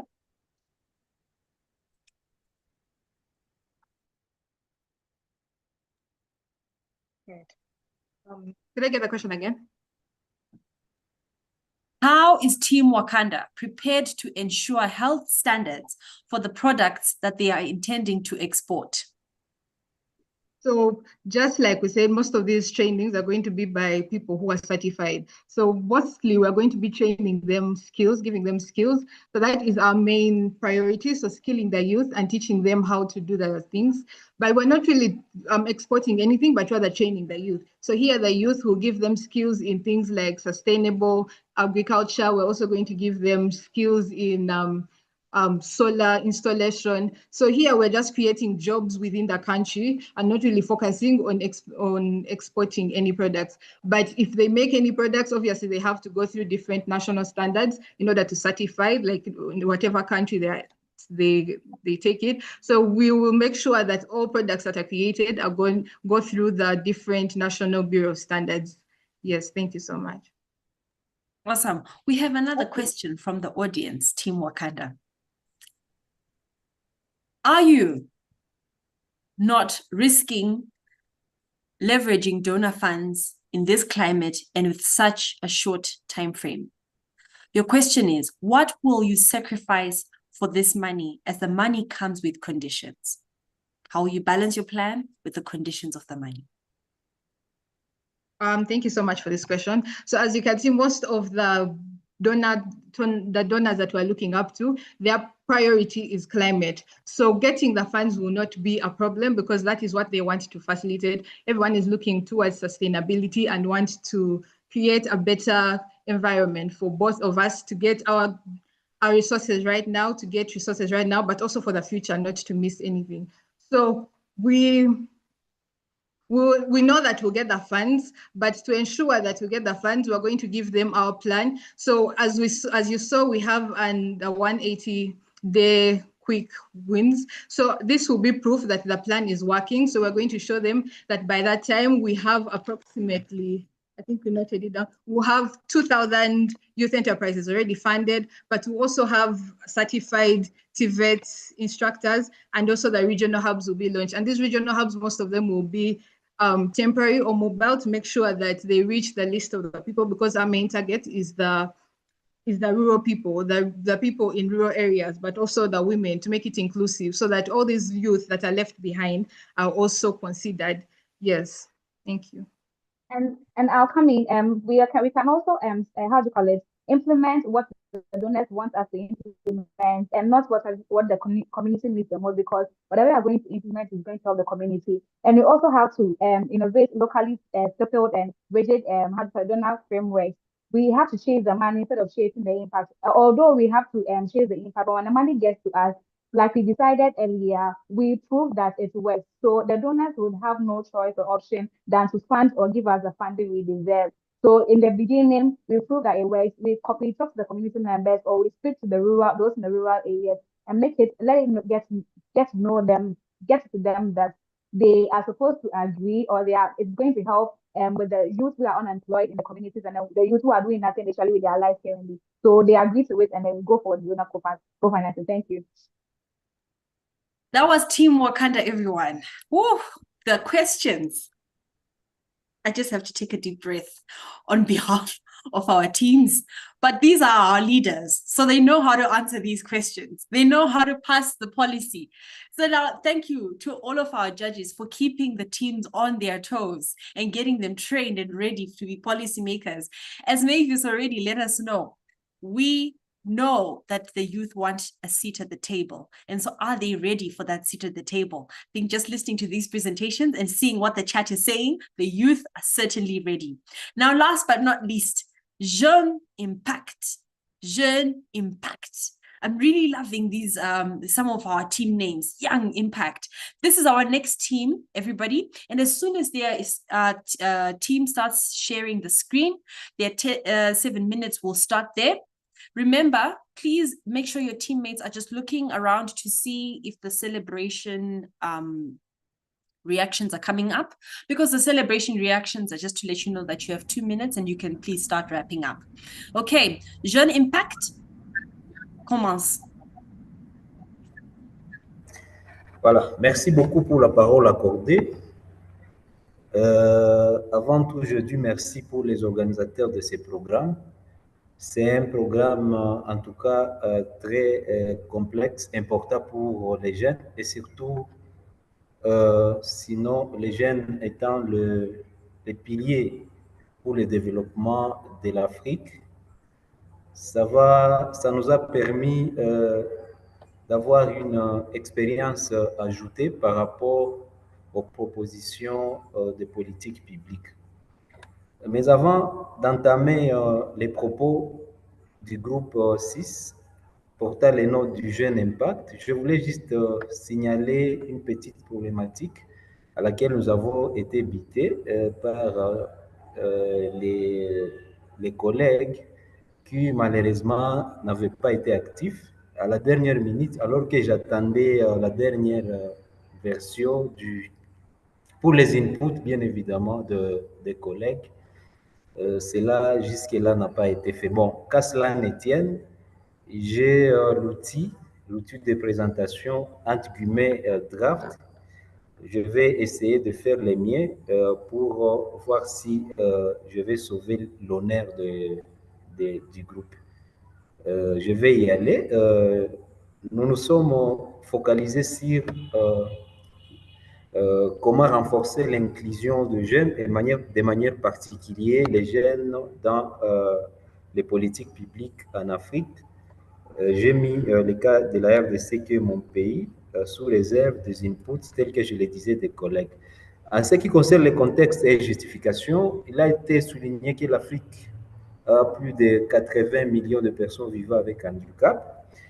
En RDC, on estime 102 millions d'habitants en 2023 et qui est caractérisé par l'importance de sa jeunesse. Je note 60% des habitants ont au moins 20 ans.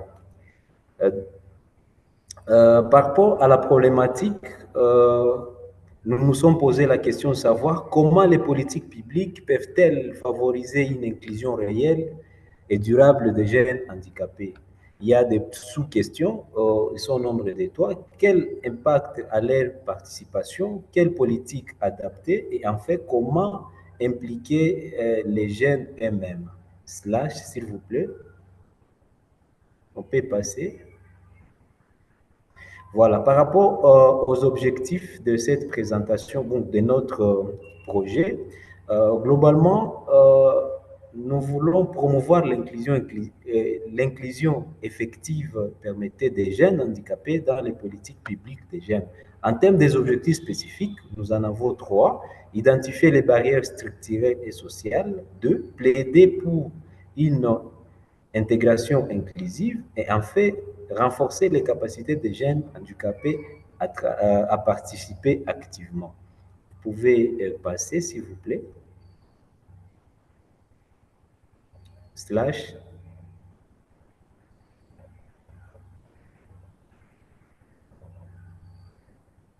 Vous pouvez rouler s'il vous plaît. Voilà, merci. Maintenant, dans le cadre institutionnel et le rôle de notre organisation, qui œuvre pour améliorer les conditions de vie des personnes handicapées et met en place les programmes d'inclusion, de plaidoyer et d'autonomisation. Le rôle est de l'agent de coordonner, suivre et plaider auprès des institutions tant locales que nationales, mais également aux institutions internationales. Vous pouvez rouler, s'il vous plaît. Page suivante. En termes de stratégie et de l'approche proposée, le premier élément, c'est le diagnostic participatif. Ici, il est question d'identifier les besoins avec les jeunes handicapés. Les jeunes handicapés identifient eux-mêmes les besoins en termes de stratégie et à partir de ces besoins-là, nous allons voir comment orienter dans le sens des politiques publiques. Deuxième aspect, c'est plaider de manière multisectorielle, c'est-à-dire une mobilisation de plaidaires. Ici, il faut trouver les partenaires. Nous travaillons avec nous travaillons avec ACTED ici en RDC. Nous travaillons avec tant d'organisations. Bon, je vais les lister bien après cette présentation, et en fait sensibiliser toutes les couches sociales, mais également il faut un suivi et évaluation beaucoup plus inclusif qui se base beaucoup plus sur les indicateurs au concept handicap. Vous pouvez passer au slide suivant.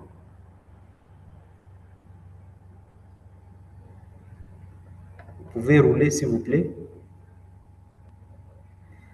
En termes de résultats entendus, nous voulons une participation accrue des jeunes handicapés dans les programmes publics. Ici, encore une fois, je note que l'élément par rapport au pourcentage n'a pas été donné vu que les derniers outils n'ont pas été partagés par nous-mêmes.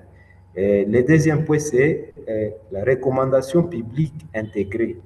Le troisième point, c'est de faire un réseautage des jeunes handicapés. Certainement, il y en a ici, mais faute de moyens, d'un accompagnement beaucoup plus accru ici en RDC, ces derniers sont bités beaucoup plus à des problèmes et ne parviennent pas à faire attendre leur voix. Et en fait, ici, il faut noter la visibilité accrue aux questions des handicaps dans les débats nationaux. Certainement qu'il y a des avancées sur le plan légales qui ont été faites, notamment en instaurant un seuil pour les personnes handicapées sur les listes électorales, mais cela ne suffit pas. Il est aussi plus question de pouvoir et voir comment est-ce qu'on va imposer une visibilité beaucoup plus accrue par rapport aux jeunes handicapés de manière particulière et les jeunes de manière générale. Vous pouvez passer au slash suivant. On peut dérouler. Voilà. Impact à long terme. Nous avons une vision, une jeunesse inclusive où les jeunes handicapés sont acteurs du changement. C'est ici, il faut les mettre, il faut les sensibiliser en les mettant au premier plan. Parce qu'on dit tout simplement que sans les rapports, ils ne peuvent pas faire entendre les besoins dont ils portent en eux-mêmes. C'est pourquoi il faut les mettre en premier plan en les sensibilisant sur les changements et en les élarguant, en les envoyant dans la société pour pouvoir vulgariser ces concepts handicap dans notre société tout en mettant en œuvre la jeunesse. En termes d'impact entendu, il faut ici noter une inclusion systémique, également permettait une cohésion sociale renforcée, mais en fait un modèle reproductible et à l'échelle africaine. Et enfin, pour terminer, vous pouvez passer.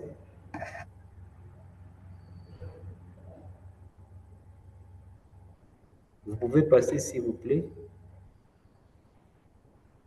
En conclusion et appel à la collaboration, ici, l'inclusion n'est pas un acte de charité, mais ce n'est pas une option, mais c'est un acte de justice. Et si nous avons fait un appel à la collaboration avec les jeunes leaders du lab, également de notre société, pour construire des politiques beaucoup plus inclusives. Notre devise reste de ne laisser personne derrière pour compte.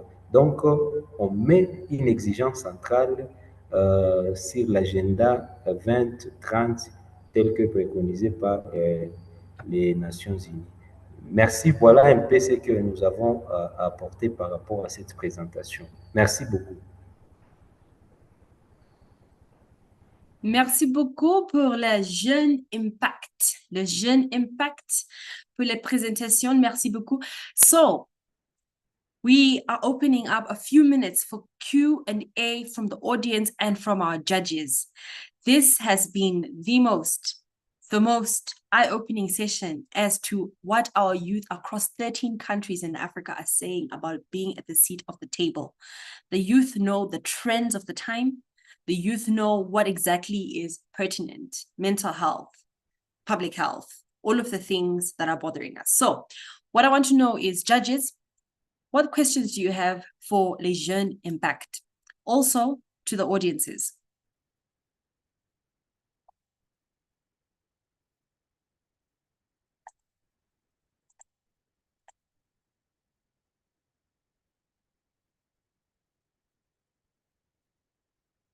Questions. Woo!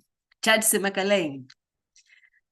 Cultural and societal attitudes often stigmatize youth with disabilities, limiting their participation in education, training, and policymaking. At the same time, many policies assume urban infrastructure or reliable digital access, which is not available in rural or underserved communities. Jeune Impact, here's your question. How does your policy vision realistically address these community-level barriers, social norms, and infrastructure gaps, ensuring that youth with disabilities across all regions can meaningfully participate and benefit? Merci beaucoup pour la réponse.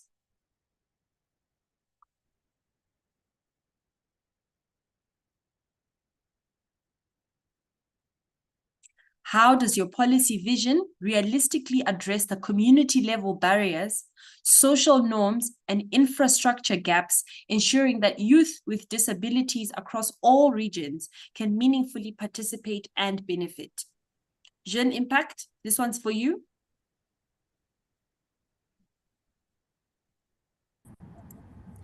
Voilà, merci beaucoup pour la question. Elle est pertinente. En fait, par rapport à cette question, je vais parler la formule.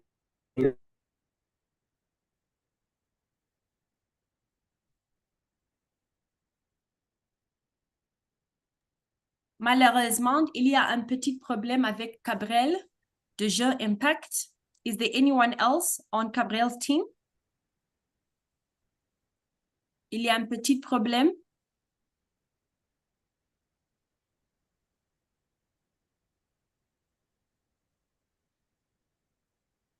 Jeune Impact. Okay.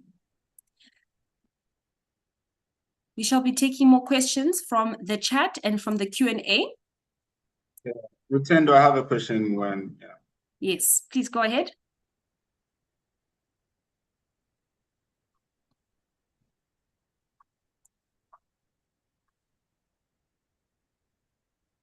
Yes, Judge Atto. Hey, hello. Yeah, so I want to ask more about private sector. I'm just wondering how the private sector.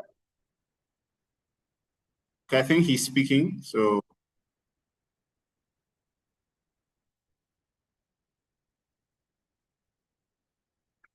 Okay. Yeah, so I wanted to ask about the private sector.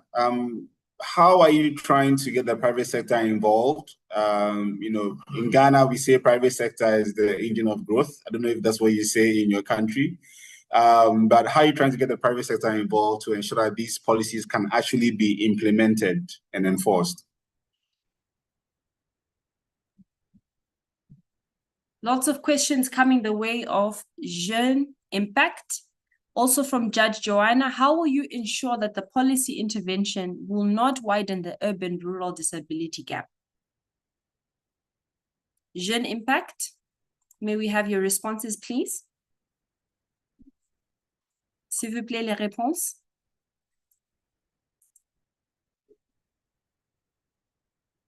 Y a-t-il des réponses de Jeune Impact?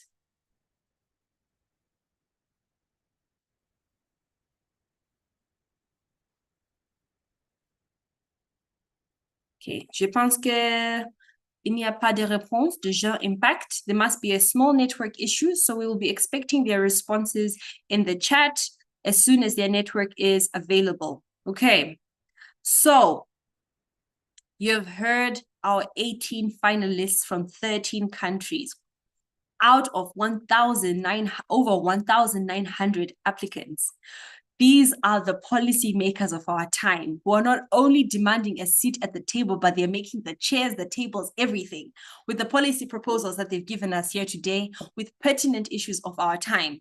We have heard hot questions from our judges, hot questions from the audience who are demanding to know what our policymakers of today and tomorrow thinking about as they are taking these responsibilities seriously.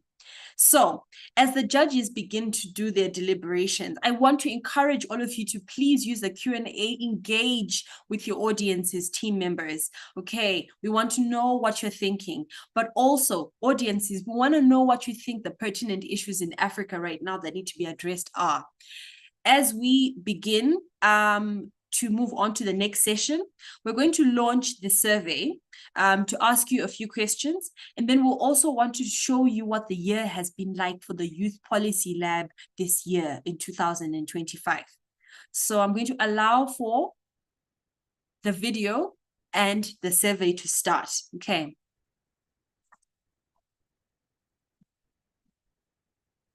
Il y a 5 questions, s'il vous plaît, répondre les questions for the survey.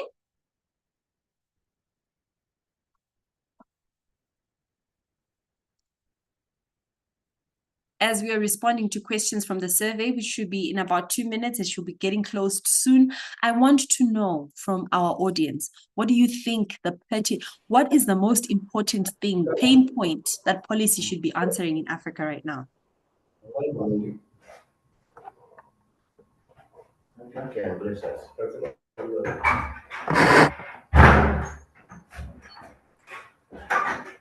Allô, vous me suivez?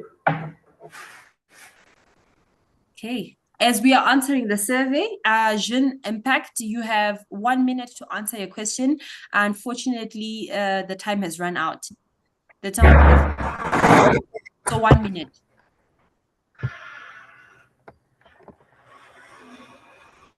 Voilà. Je suis désolé parce que j'ai eu un problème de connexion. Je suis obligé de me déplacer. D'ailleurs, vous me voyez, je suis en plein couloir. J'ai eu les problèmes de connexion. En fait, en revenant à la question,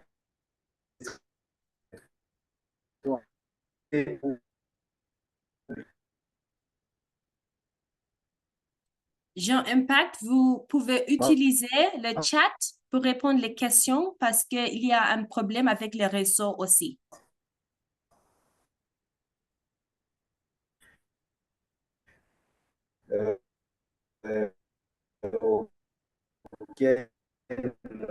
Vous pouvez utiliser le chat. Merci beaucoup. All right. So that concludes our survey. In the meantime, we want to show you what our youth policy teams have gone through in 2025. Remember, our teams are made up of cross-country teams. So people who are across the regions in Africa, they've gone through a lot to collaborate as teams, to come together, to provide solutions that are pertinent for Africa at this time. And I'd just like to take this moment to acknowledge that and to share that video.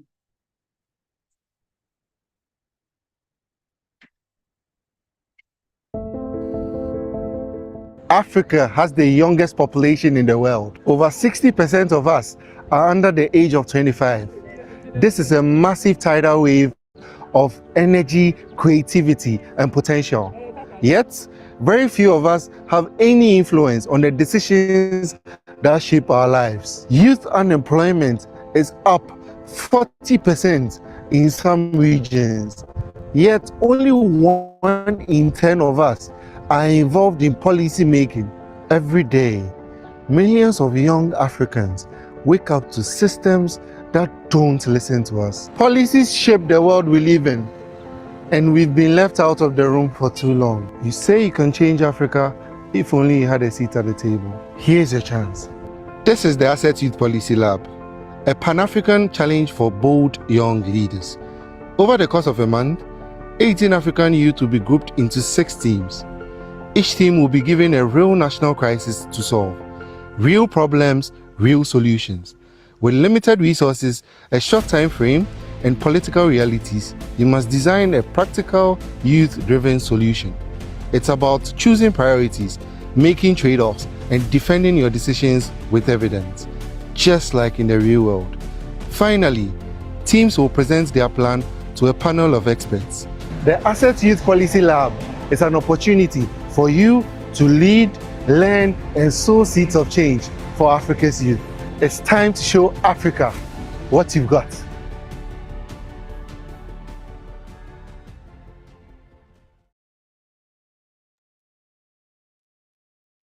It is time to show Africa what you have got. This is what the Youth Policy Lab has done for us today. It has created the table. We have set the table. We are the table.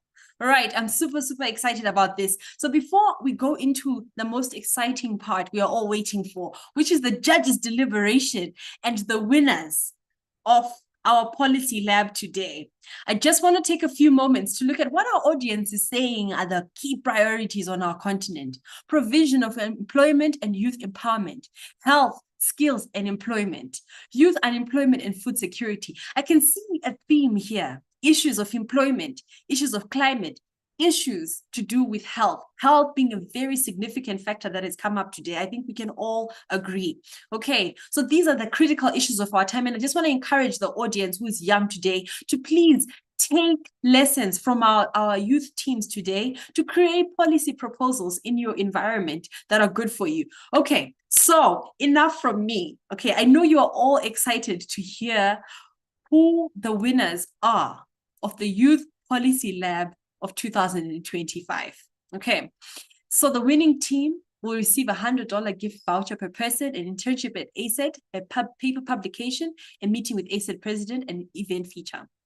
The second place will receive $70 gift voucher per person, and third place, $50 gift voucher per person.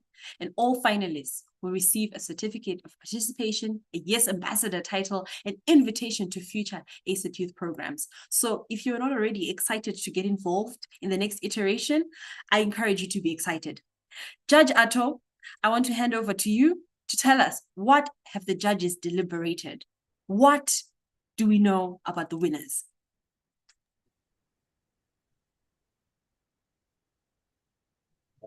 We are still on it.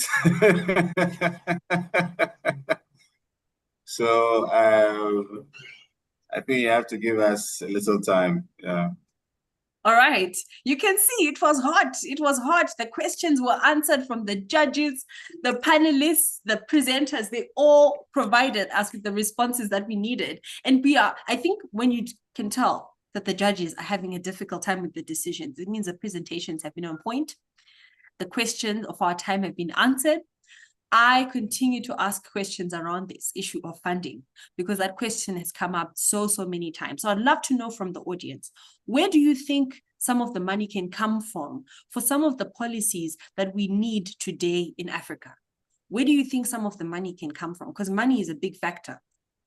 Perhaps I can also hear from the presenters. I promise you, it will have nothing to do with your deliberation.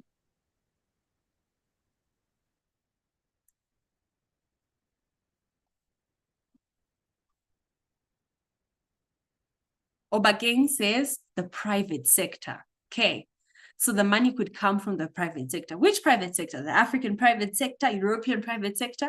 Where do we think the money can come from to support the policies that are urgent in Africa today?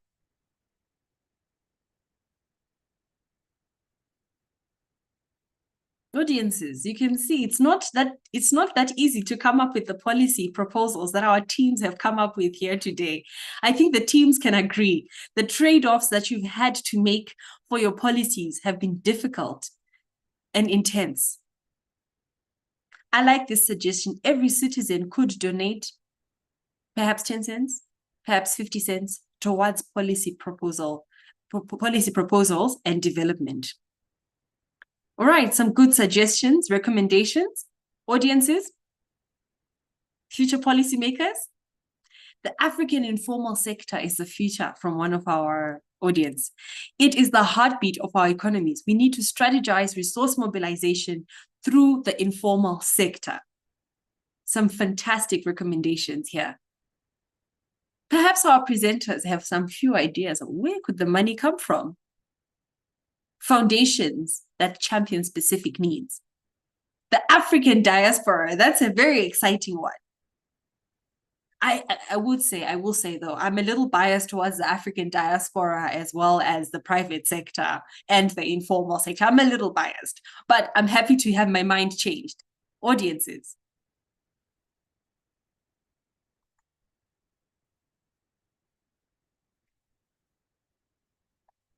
All right, in the meantime, we know that there's another video that our team wants to play to show where things are going, where we are. I'm in the person of Abdul Wahab Osman from Ghana, specifically Northern Region, Tamale. My name is Praise and Imbabas. Hello everyone, my name is Dr. Stacy Ngwanmi and I'm from Cameroon. Hello everyone, my name is Wilhelmina Abba Moses. Je suis Diamond Tumulo Cabrel. And this Youth Policy Lab matters to me because it empowers young Africans like me to shape evidence-based policies. It has given me the opportunity to understand how policies are created around Africa and specifically in my country, Cameroon. It's not only about simulation, but it's a rare space where young people lead national transformation. I want to see how being part of the decision-making table looks like, how policies are carved, and in the end, know how I can be a part of a policy that is workable. It gives young people like myself a voice in shaping policies that directly impact our future, whilst building practical skills to influence real change. From this lab, I hope to improve my skills in policy analysis through mentorship and teamwork. I believe I will develop strategies that will improve Uganda's environmental challenges, expand my network, but most importantly, improve my career in environmental policy. Il va nous permettre de renforcer nos compétences et de faire entendre nos voix et de transformer nos idées en actions concrètes pour un développement durable et inclusif sur tout le continent africain. With this broad knowledge and moving forward, I hope to gain continuous experience in policy creation, collaborate with other youths around Africa in creating policies that are gender sensitive, policies that are inclusive, and policies that address community problems. I'm hoping to learn more about how good policies are made, connect with mentors and other passionate young people, and gain the skills to turn great ideas into real impact. What I hope to gain also is to gain sharper tools for strategic leadership and to co-create solutions that are bold, the solutions that are inclusive, and those that are grounded in evidence. Je souhaite comprendre comment influencer efficacement les politiques publiques pour garantir la participation des jeunes handicapés. Et grâce, bien évidemment, à un accompagnement des mentors du programme, j'espère acquérir des compétences pratiques, élargir ma vision et devenir un véritable acteur du changement pour une gouvernance beaucoup plus inclusive.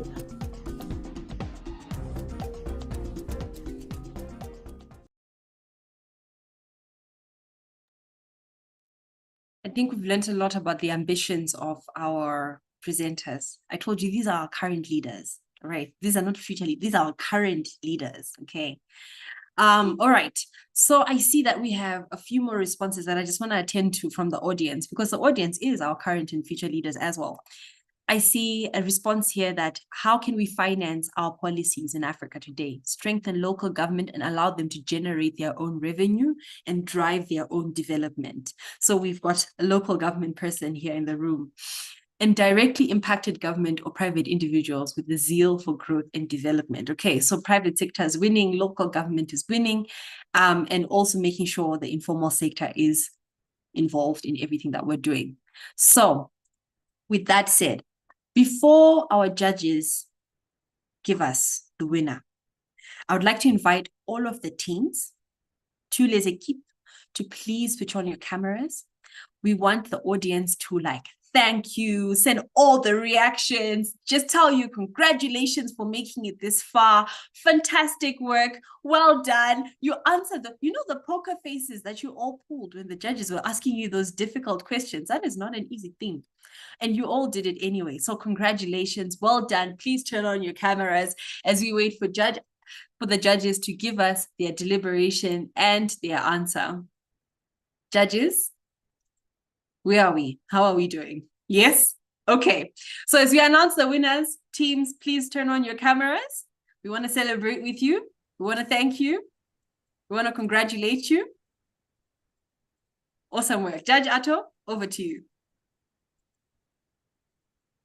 Okay, can we get a drum roll? I think a drum roll is African enough. Or how do we do drum rolls in our countries?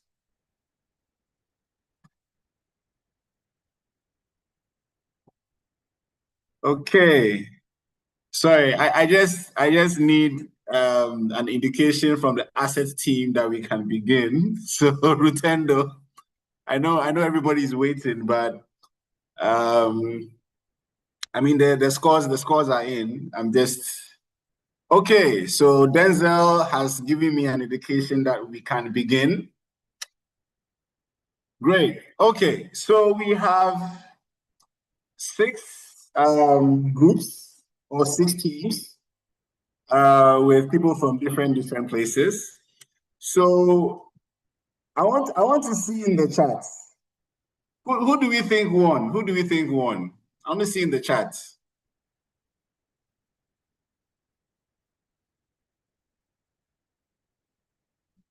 I want to see in the chat. Okay, so hey, there are some particular teams that are being mentioned more. Okay, great. Okay, so let's start from Hey, screen people, please don't tell us the scores before we mention it though. Screen people. Okay. So from for 6th place, let's give a big round of applause to my French is not the best. Je parle français un peu. Les gagnants. Did I mention it correctly? Rutendo, did I do a good job? You can unmute and tell Fantastic me. job. Even the sentence, Judge Ato, you're so ready for this. And they really call themselves the winners. Les gagnants. Okay, great. And I think Ganyan, if I'm not mistaken, Ganyan means something around winning, right? Rutendo, I need you to, okay, 100%, great. 100%, Okay. Judge Ato. Great. And then in 5th place, we have Team Gen Impact. Gen Impact. Please, a round of applause for Gen Impact. Okay. And then in 4th place, before we come to those on the podium, we have Solid or Solid Africa. So please, a round of applause for Solid Africa. Okay, now we have the 3 teams on the podium. Okay, so this team,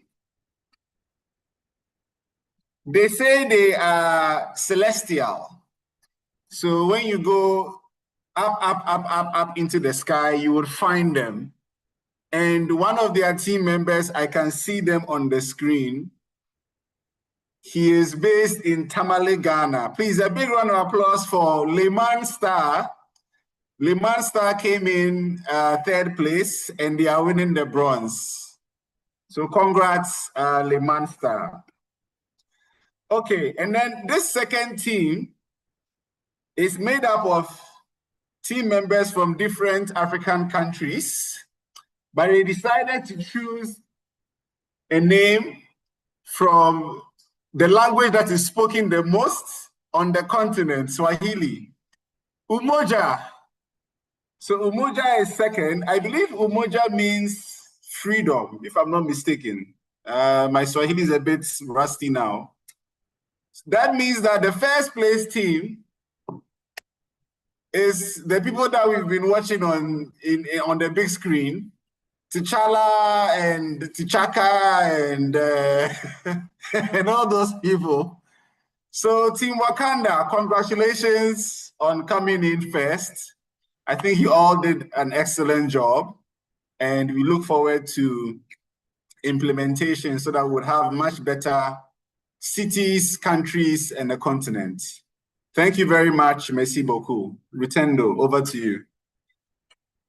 Judge Ato, I'm sure that was a difficult decision to make, but wow. Wakanda forever, really was Wakanda forever. So congratulations, Team Wakanda. This has been an awesome journey, even for all of the presenters, and we'd really, really, really love to congratulate you. So audience, please, can we just send all of our reactions, our claps, everything, even in person. I want to clap because wow, you know. But also to say so many thank yous to our judges. This was not an easy decision to make. Listening to these wonderful policy proposals that are coming in from bright, ambitious young people. So thank you so much. And to Judge Ato, who's the Entrepreneurship Development Specialist at Cosmos Innovation Center. Thank you so much for announcing that. That could not have been easy, but congratulations to everyone. So as we close off our session today, we want to hear from Ms. Mona Idrisu, the Head of Youth Employment and Skills at ACET. She leads ACET's work supporting African countries to create enabling environments for youth skills development and employment. Welcome to Ms. Mona Idrisu. Thank you, Tendo. And I have to clap. Because it's so impressive. The pitches, all the teams, all the hard work. I've been smiling for 2.5 hours nonstop, nearly 2 hours. I've been smiling because when we conceptualize the ACET Youth Policy Lab, I mean, Mavis's opening remarks set the scene perfectly and why we wanted to do this. In doing this work over the years and always saying we need to bring young people to the table, it was okay, how about a table that's just young people that are solving problems, they're thinking innovatively, and they're addressing some of these challenges that we have been confronted with for several decades on the continent. And what I've seen today is beyond the expectations that we had. And my mind is blown. I mean, I was, when I saw mental health, when I saw digital, I'm thinking skills, I'm learning a lot. I'm sitting here and I'm telling myself, oh my goodness, our future, the kids are going to be all right, as they as is usually said, and that, you know, we're good, we're good. It fills me with a lot of confidence. I want to say thank you to all our finalists.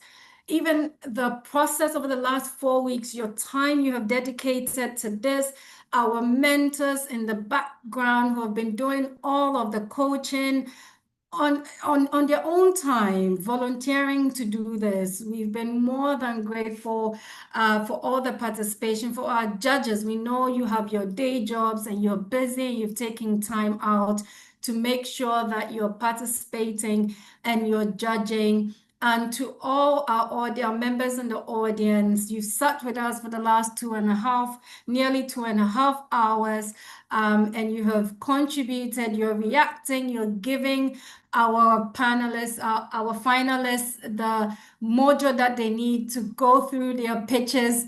And Rutendo, I mean, I'm lost for words. I'm lost for words. Your energy, when we first met, I said, Rutendo, I need energy on this. And you came through with that energy to run us through for the entire duration. And to do this as a webinar is not easy. To get interaction from our audience in the chat and to keep that energy going through. Thank you. You're amazing. Thank you. And also thanks to everyone. So with that said, our winners today, what stood out for me was feasibility, not just innovativeness, but feasibility. And I think for our judges, and the criteria is there, we're happy to share it with all the finalists as well for you to go through, because this is a learning process. So we're looking to give you feedback on how you can develop further or how you can build upon these ideas. But for me, it was the feasibility, it was thinking through, and each of this had the young person at heart.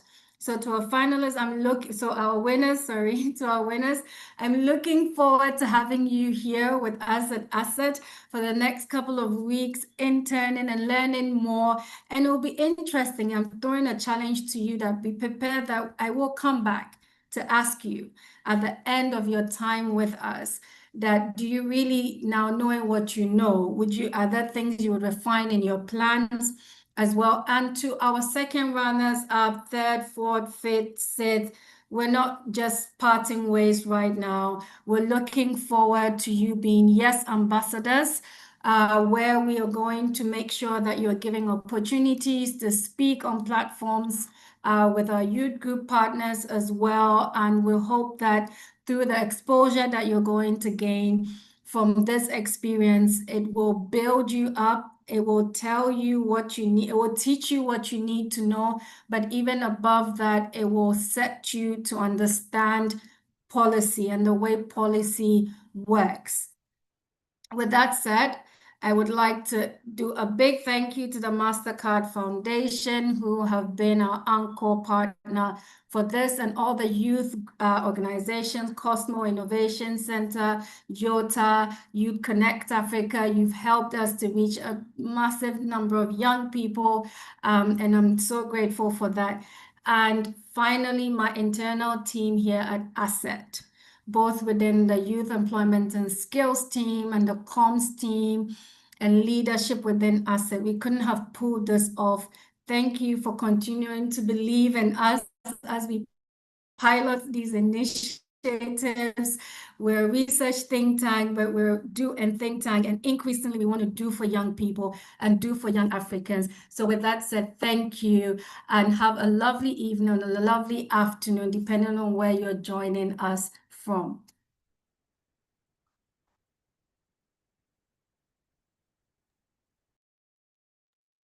Thank you, Mona. I think this calls it a day, an afternoon, or an evening. Excellent facilitation. You were absolutely outstanding. Thank you very much for doing that. Really appreciate it. Well done, Mona and the team. Congratulations. Hashtag proud CEO. Bye.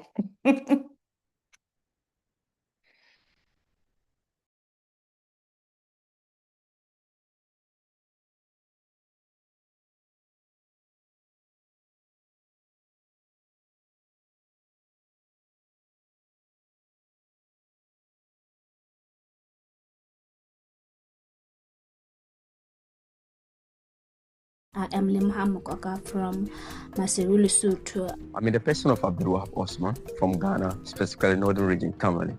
My name is Praise Nimbabas. Hello everyone, my name is Dr. Stacey Ngwanmi and I'm from Cameroon. Hello everyone, my name is Wilhelmina Abba Moses. Je suis Diamond Tumulo Cabrel. And this Youth Policy Lab matters to me because it empowers young Africans like me to shape evidence-based policies.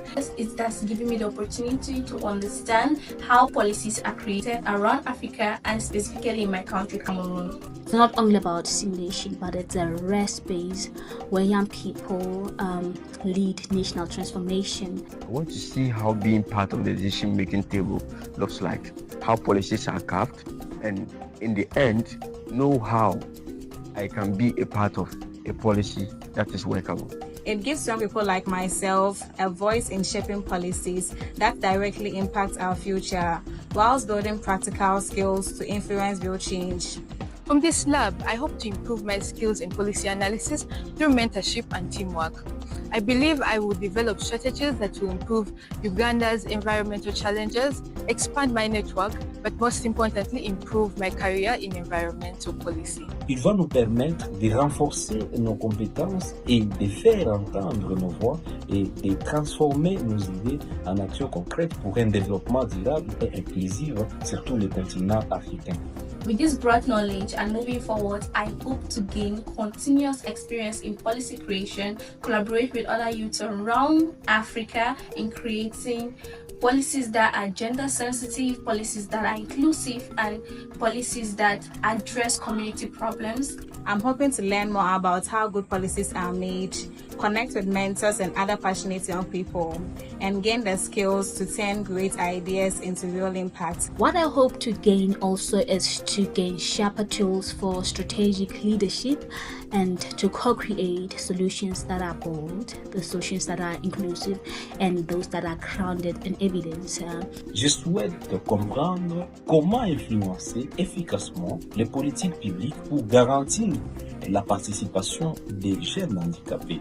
Et grâce, bien évidemment, à un accompagnement des mentors du programme, j'espère acquérir des compétences pratiques, élargir ma vision et devenir un véritable acteur du changement pour une gouvernance beaucoup plus inclusive.